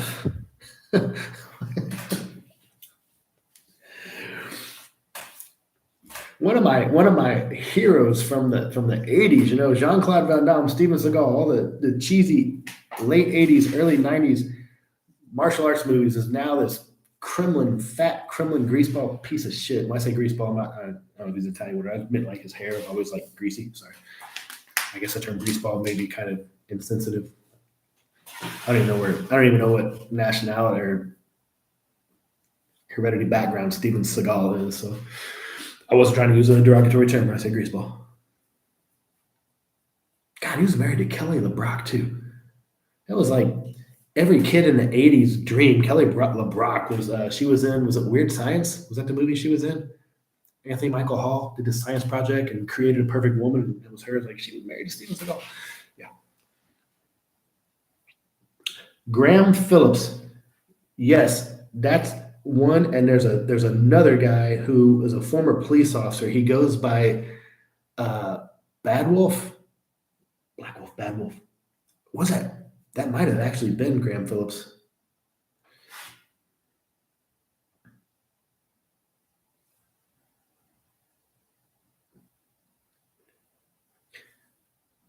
You got me wondering, who was that guy's name? Black Wolf, Bad Wolf, Bad Wolf.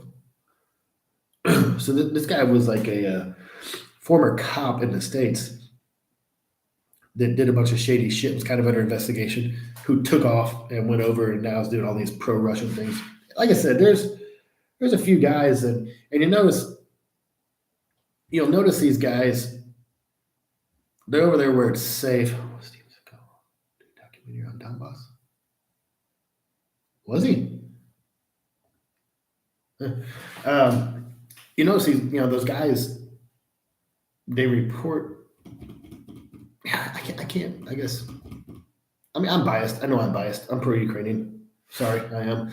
But these guys will go over there and they'll report that stuff, and then so many people like Lancaster, so many people watch their Telegram channel like, oh, thank you for showing us the truth. Like, no, you're not necessarily showing the truth. You're showing that version of what's going on, but you notice he never reports from over here. And so it's kind of shitty for me to say because I don't report stuff from the Russian side. Well, I can't go over there. Peter Griffin looking dude.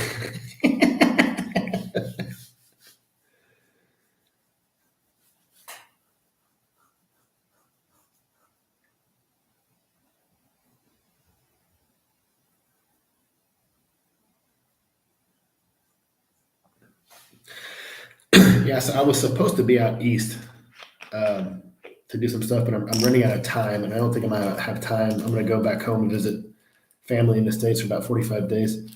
So I don't think I'm gonna have time till I come back. I'll be back in February, like the first week, but it's gonna be cold, so I'm not looking to go out east yet. So probably around the April-May timeframe, I'll probably go out and start doing some videos out east. I'm gonna try to link up with Starsky, try to link up with Arthur, Johnny FD. He will be back. He's on his way to Thailand right now. He'll be back in May, I think. And so there's a few guys over here that I want to start doing some videos with Scott Ritter. Oh yeah, God, yep. Oh, Scott Ritter, what a piece of shit, dude. What a straight up piece of shit, man. He's wasn't he?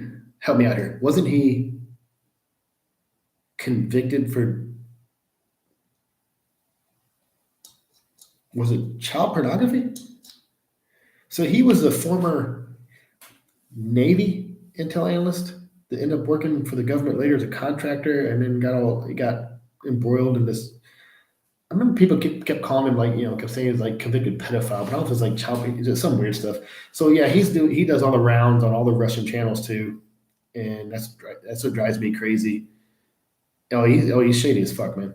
Um, and he's one of the guys he does anytime any of the Russians can get like an American person with a background like that goes on like the Russian channels, they give so much credibility to him. Like, oh, this is a Western guy. He actually will come over here and tell us the truth. Like, yeah, Scott Ritter's a piece of shit. Another guy I'd love to run into. Oh, now you guys got me thinking about Lancaster. I'm like, God, I want to see that guy back in the States just once. Um, so I'm not a journalist. My background is a military, former military, former Army intelligence.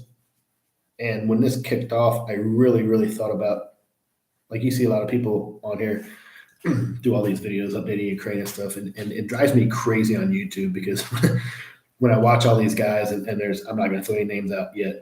I might oust some people later, but I see these people back in the States doing videos. I see people here doing videos, and whenever you do stuff for YouTube, and like it's all about creating content for what people like, right? So these people, they do these videos, they splice all this news and stuff together, and then they put it out there, and all these different people have all these followings, but they don't really use like any analytical tradecraft to try to determine what's going on in the battlefield. They don't use any, we call it structured analytical techniques. They don't use any of this stuff you would use in an analysis in order to like predictability or a course of action analysis or anything like that. They just splice this shit together. And next thing I know, people are telling them, thank you for your expertise.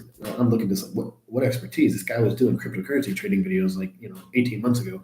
Thank you for your analysis. Like what analysis? He's literally not doing analysis. So I thought about when the war kicked off, I thought about doing stuff like that. The problem is, if you really want to do an analytical analysis on this, especially like course of action analysis, where you want to determine what type of unit is, where they're going, how long it takes to get, based off rates of march, mobility corridors, yada yada yada.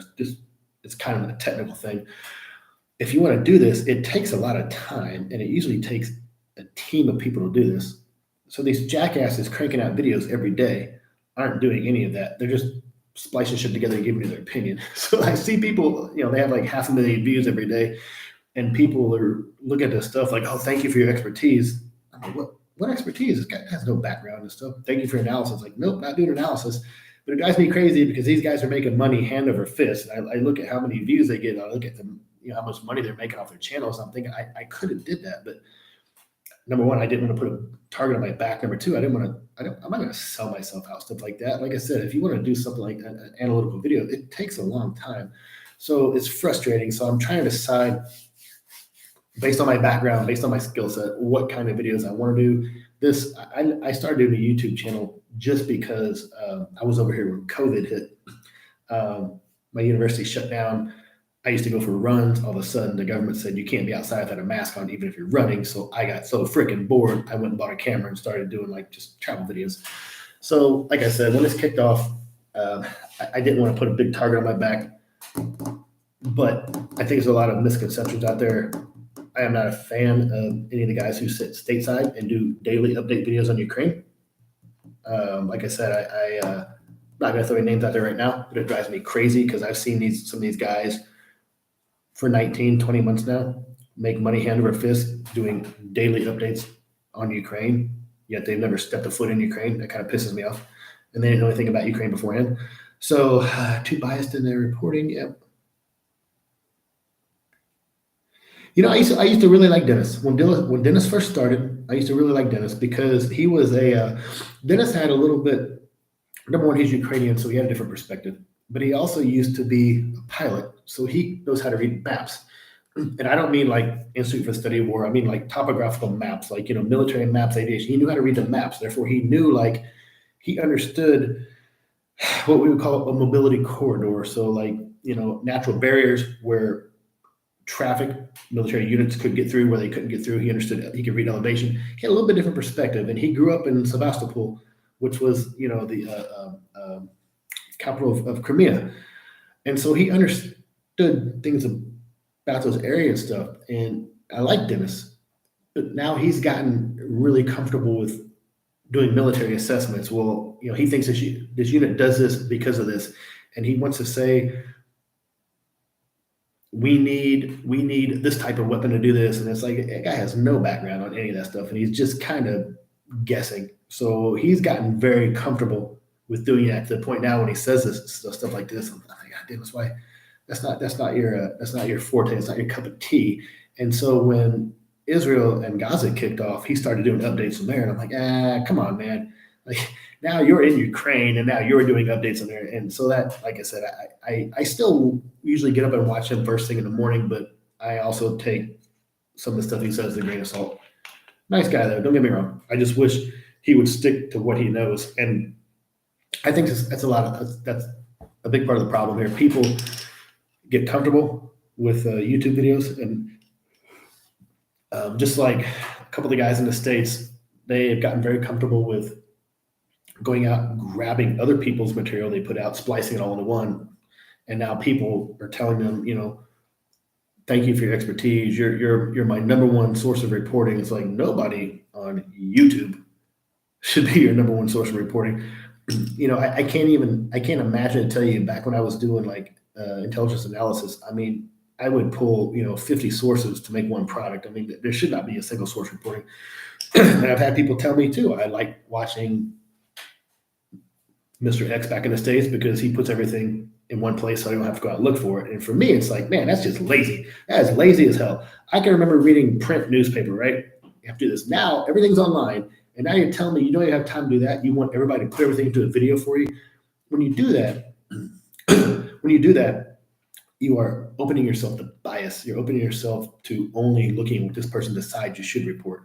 That's why I quit watching, like we talked earlier about Tucker Carlson, Hannity, Don Lemon, all the talk shows around the news networks. And I'm not talking about like, in the States, the 5 to 7 o'clock news hour where they report the news. I'm talking about all these shows later on that have hosts. Those are all, I don't care what channel, I don't care if left, right, center, whatever. Those are all about pushing narratives. And so I don't need people to try to tell me what the news is saying. Just like these people do YouTube videos, they're splicing all this stuff together and they go out, they're going to tell you what this says, that says. Like, I don't need you to tell me. I can read. I have infinite amount of information at my fingertips. And I have a pretty damn good, solid background on conducting research analysis. So I don't need people to tell me what something is saying.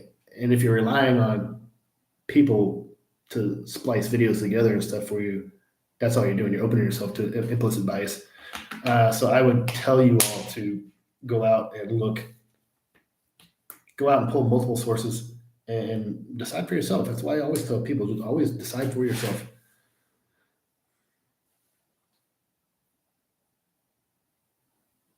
Thank you, man. Yeah, I wanted to. I had somebody message me one time, and I thought about doing a video on how to mitigate biases when you're doing your research. And like the problem is I don't want I don't want to do a long video here. I'm 2 hours into the stream. Pretty much I was bored tonight. I just got back last night. My sleep pattern's all screwed up. So a lot of people, I mean, let's face it, when people say now I'm going to conduct research, they mean Google. And when I say Google, I don't care if you literally use Google or Brave or whatever, it's internet search, Google. The problem is people don't know how to construct their Boolean searches to mitigate bias because we've gotten so used. I'll give you a quick example. If you type in, is Trump racist? You might get depending on if you're going to use Google, if you use Brave, if you use, DuckDuckGo, you'll get different stuff. But if you type in Trump is racist, if you type in Trump is racist, you're going to get every article that shows you Trump is racist. If you type in is Trump racist, you might get a little different. But people don't know. Sorry to use that. I'm just trying to think of something. People don't understand that just a few different ways that you skew your Boolean logic, it has a massive effect on what results you receive back. And there's something called browser manipulation. Oh God, I watched a pretty good documentary on this the other day on how like Google in cahoots with Amazon and some of these other companies will rack and stack what they think it's not. You would think, how do I say this? You would think if I do a Google search, I would think maybe the top 10 are probably starting at 1 to 10. The top is probably the most relevant to what I searched. That's what I would think. That's what everybody should think. If I search for something on the internet, starting at number 1 down to number 10, the top one is probably the most relevant. But that's not the case. Like the top 7 are actually usually targeted based off sponsorships and all this other crap. It's insane. And watched this pretty good documentary the other day that said usually if you're out, like as far as the advertiser, if you're out of the top 5, like you might as well be on another planet, because how many times do you actually scroll down to the bottom, hit next, go to page 2? Most rarely ever.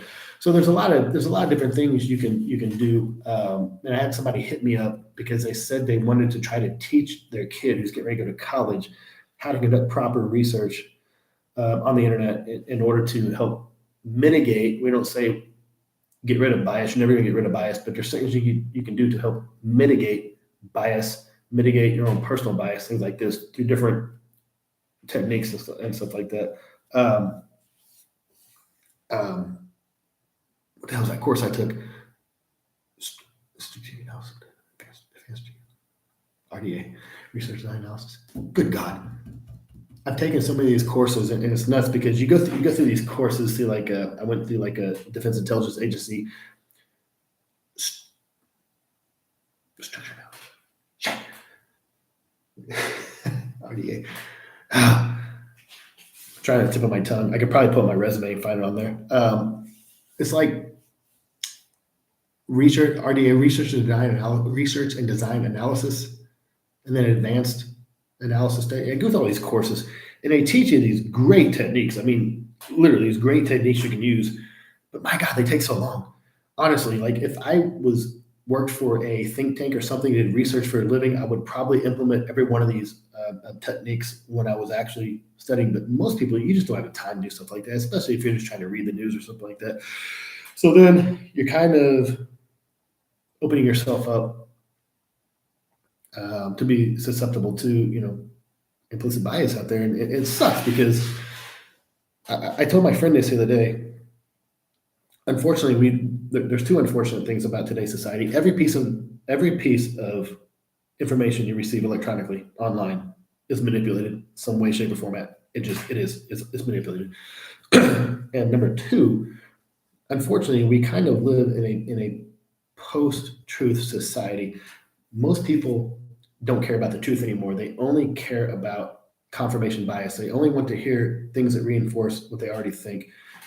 Just like the lady was telling me, there's no oversight and accountability. I'm like, oh yeah, here there is. Right here's the programs. Here's where you can find them. And she just started attacking me. So it sucks. Everything is your side versus my side. Yeah, absolutely. Yeah, and might get 5 Ukrainian cooking videos. Oh wait, I'm sorry. I should probably read your first one. That's why I found your channel. I like Ukrainian cooking videos. Like I said, but it's frustrating because it's the media corporations or whoever the content publishers are,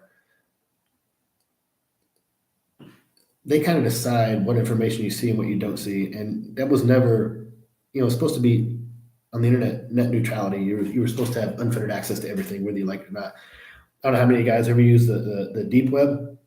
I don't want to say dark web, it's kind of the deep web. I used to use that a lot years ago, like 2010, 11, 12. because it's just mass repositories of information on there. It kind of, this what we're on right now is the World Wide Web. It kind of is a layer of the internet underneath. But the problem is that the sites aren't indexed, so you can't just go on and Google or something like that. But a lot of corporations and a lot of academic institutions, they have massive information repositories on the deep web.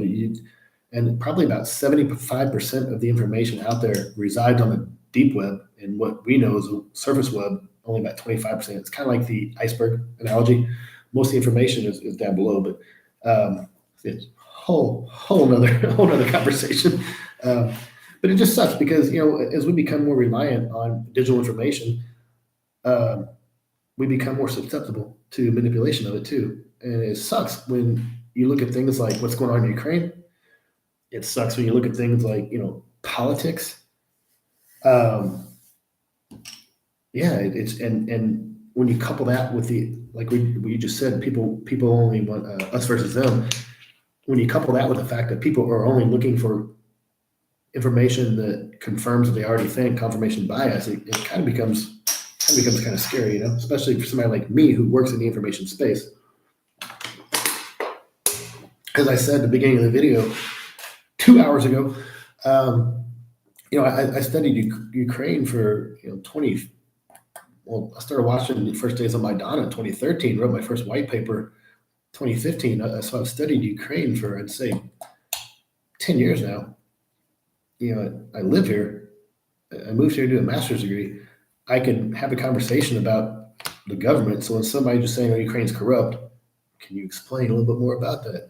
No, probably not. Well, Ukraine's arresting priests. Can you explain a little more about that? Probably not. I can have conversations, long blown out conversations about all this stuff because I actually understand the particulars and the backstory.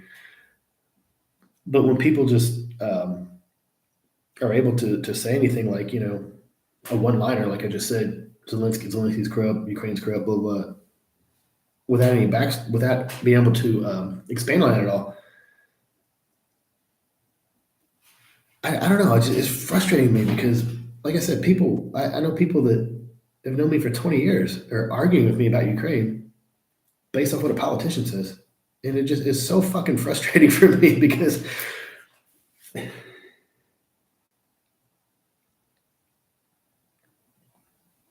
now, Jeff, I get that. But like I said earlier, the only thing that bothers me is because we're going into election season and politicians have politicians do what they always do. They take the hot topic of the day and they spin it to their narrative. And we've seen this on both sides for Ukraine. We've seen the left, we've seen the right do it.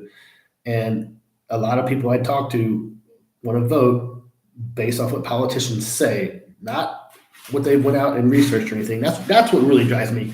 That's my biggest takeaway from this whole thing. Most situations are nuanced and require context. Yep. So yeah, absolutely. But my problem is when politicians say stuff and then people start repeating it. And when I go out and I tell them, hey, that's not true. Here's where you can find the information. Instead of saying, hey, let me look into this and I'll get back to you, they just start attacking me. And then people wonder or have commented to me like, how can Russians be so susceptible to propaganda? And I'm looking at these people like, you are too.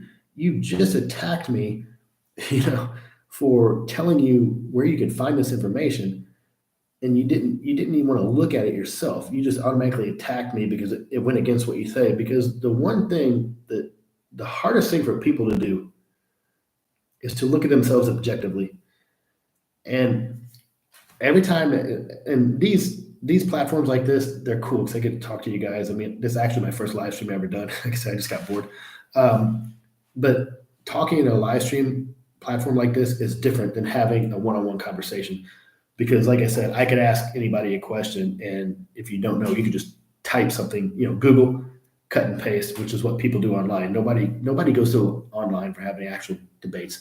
But having these conversations one-on-one are different because I always want to ask people, like, why do you think this? Where'd you come up with this narrative? Well, so like, I'll give you an example. You guys are in the States. How many of you think, just as a generalization, if you are conservative, you don't support funding Ukraine, and if you are liberal, you do support it? How many of you guys agree with general consensus, and how many of you guys agree with there's a narrative out there, if Trump gets elected, he's going to defund Ukraine?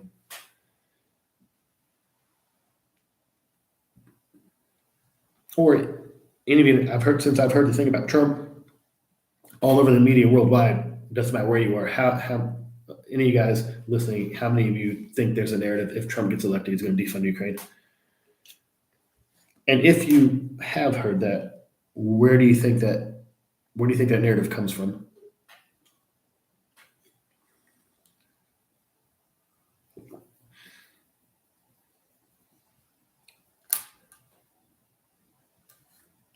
I don't know, Jeff. I don't know what you mean. He's already defunding.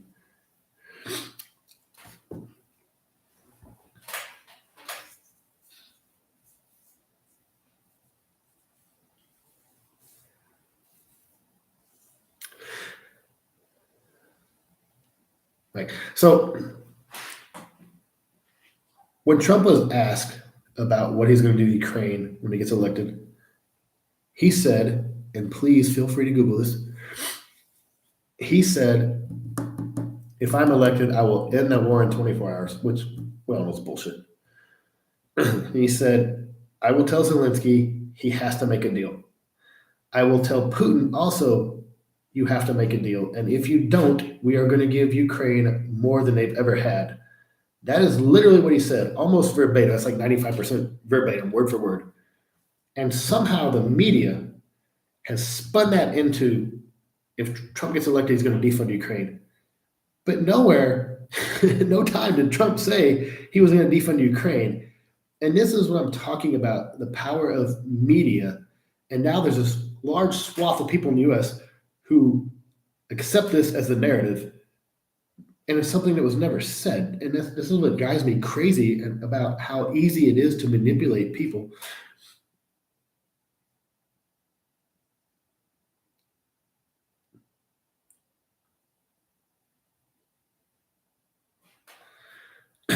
Yeah, YouTube's pretty, really? I don't type my stuff on YouTube. They're really banning this.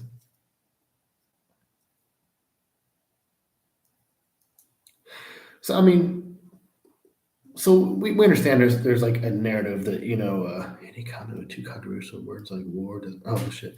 So there's kind of a narrative in the States right now pushed, like, if you're conservative, you don't support funding Ukraine. But when you look at the first Republican debate, Ramaswamy was the only candidate that said he didn't support continued funding to Ukraine. So you look at this, and it's like, I just don't understand how this narrative got put out there. I'm conservative. I support funding Ukraine wholeheartedly. We should give them more shit. By the way, F-16s aren't going to help. So just all you guys are waiting for the F-16s to be the magic wand. It's not going to help. I'll go ahead and pop that bubble for you now.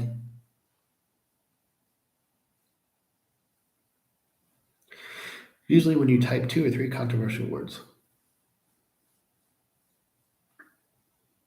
I was really hoping there'd be some Russian trolls on here.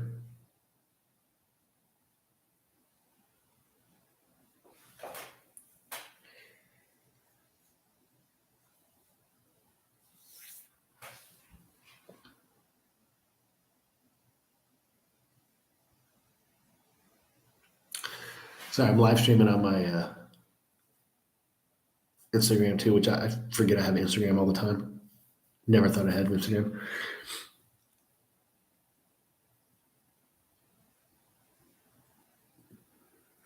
Nothing is banned from side.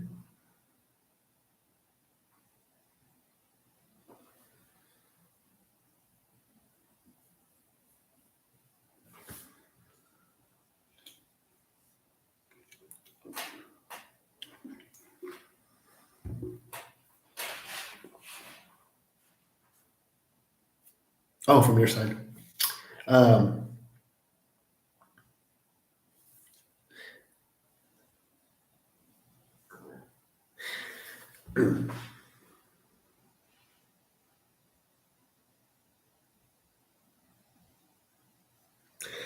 I've also, I think they're saying like there's some words they type. Um,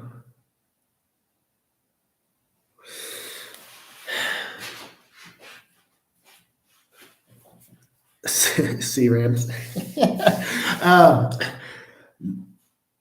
God, those things. I remember those in Iraq. Those things were loud as hell. C Rams are nice, but honestly, I think the defense they have here are probably a lot more effective than C Ram. A lot more.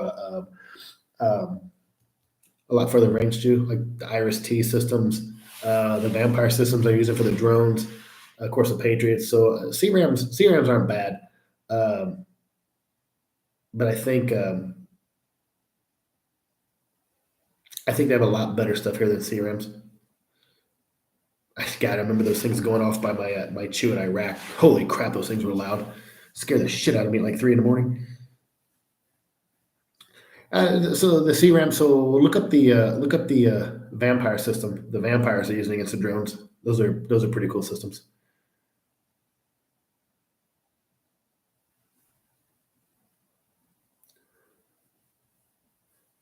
Yeah, I saw a thing about the new drones here too, Jeff. It looks like they're going to start. Yeah, exactly. They're going to start building those drones domestically here.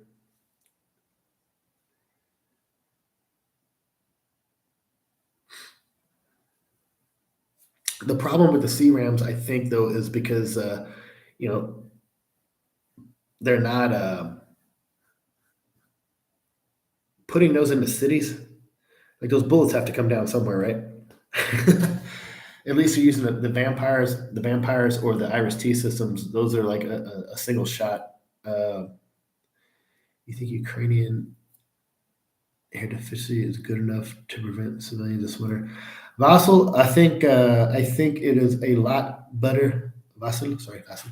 I think it's a lot better than last winter. So I think two things will, three things. Yes, the air defense systems are a lot better than last winter. Um, Russia has a lot less munitions they can use because let's face it, the drones are not that effective. Last year they were shooting a lot more the Kinzhal and Caliber missiles to hit the infrastructure. This year they're relying more on drones, so they have a lot less missiles, a lot more air defense. And the big thing, Ukraine now has the ability to conduct massive drone strikes back on Russian territory. So, and we've already started to see that. So, if they start, we haven't really seen what last Saturday morning. What they shoot here 70 75 drones here in Kiev. So we've seen that was the biggest drone attack since the war started. But it was one day. It wasn't like last year they did these massive attacks, many days. So I think Russia has a lot less missiles, which were more effective than drones. I think the air defense is a lot better, and I think Ukraine has the ability to stage drone attacks back to Russia to target their infrastructure as well, which I think acts as a deterrent to some point. Acts as a deterrent to some aspect why Russia's not doing it because they know that Ukraine can hit back now. It's you can go up and punch somebody in the face, but if you punch somebody in the face, but if you think they're going to hit you back, you're a little less likely to just go and punch them in the face, and that's kind of what we're seeing now. So, just my 2 cents.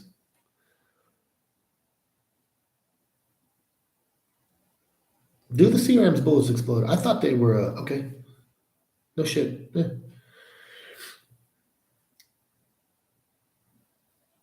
I'm personally glad they don't have C Rams, just because they're so damn loud.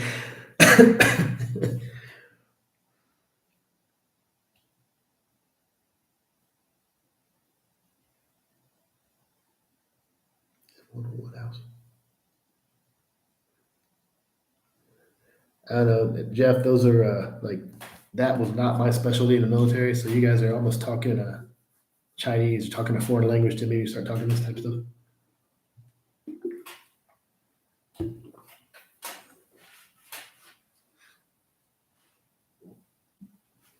I had read last year, probably this was May or June last year, one of the American companies who helped design the Israeli Iron Dome system was working with the Ukrainian company to help them build their version. And now it's been, 16 or 17 months since I read that article and I haven't seen anything. So I was really hoping they would actually help design an Iron Dome type system here. I know that Ukraine got two more Patriot launchers, I believe. I know where I'm not gonna say this. I know where two of the launchers are right now. And they were supposed to get those are in the Kiev area, and they were supposed to get two more launchers, but I don't know if those are going to stay in Kiev. They're going to put them somewhere else. So, Patriot is crazy. The Patriot's doing things it was never intended to, with some upgrades. So, the Kinzhal missile, it was supposed to be the hypersonic missile that Russia sold to China because they said it had no anti missile capabilities, didn't exist for that. It was hypersonic. Well, it's not hypersonic, and you've got 1980 hardware with software upgrades taking those things out. So for me, it's music in my ears. I love those Patriots.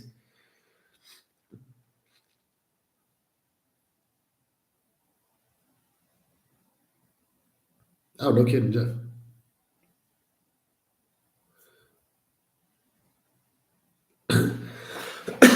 Right. So they don't really use the Patriots against the drones. There's all kinds of different settings and tunings and stuff like that. So I think they're pretty much using the Iris T's and the Vampire. The Vampire systems are pretty good. They're using those against the drones themselves. And then Ukraine, they have some internally produced anti-drone systems as well. And then it's crazy because when they launch these massive drone attacks like the 75 that came in, you'll see cops out in the street with AKs. So, no, I don't think they're. I think the Patriots are pretty much for the Kenzals, and then they haven't fired calibers in a long time. So that was. I remember when the calibers they debuted them. Russia debuted those in Syria. Like that was supposed to be their bread and butter, the latest and greatest, and they kind of blew through those. They haven't fired any in quite a while. So I've been really surprised because Russia hasn't. I thought they would be a little more aggressive this winter, but like I said, more air defense and more and the capability to hit back. Maybe those are both deterrents, but it also it makes you wonder.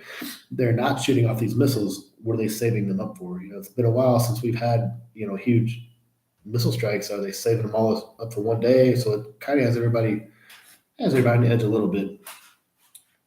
So.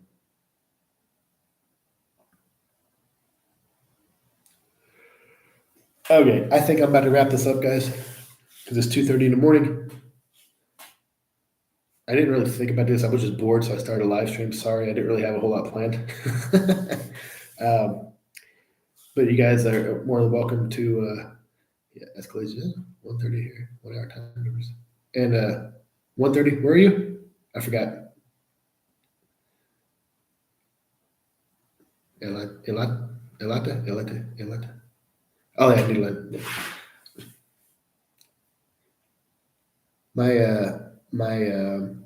My Dutch is horrible.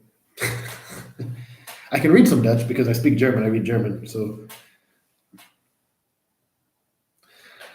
all right, guys. Thanks for watching. Hopefully, next time maybe it won't be a problem. Can you properly speak German? Nobody can properly speak German.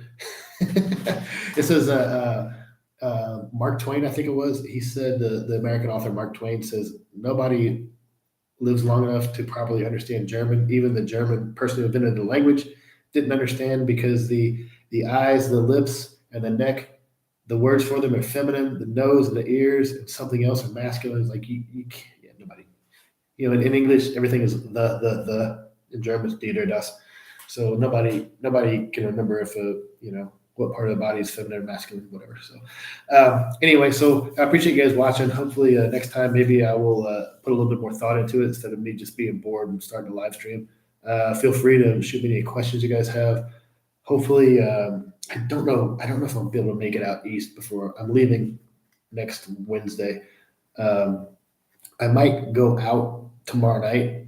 Tomorrow is Armed Forces Day in Ukraine, so I might go out tomorrow night a little bit if I can find some military guys. I might either do a quick live stream or some take some videos and stuff. So if you guys are out tomorrow night, please raise a glass, raise a toast to Armed Forces of Ukraine, and thank you guys for watching. And see you guys soon. Take care.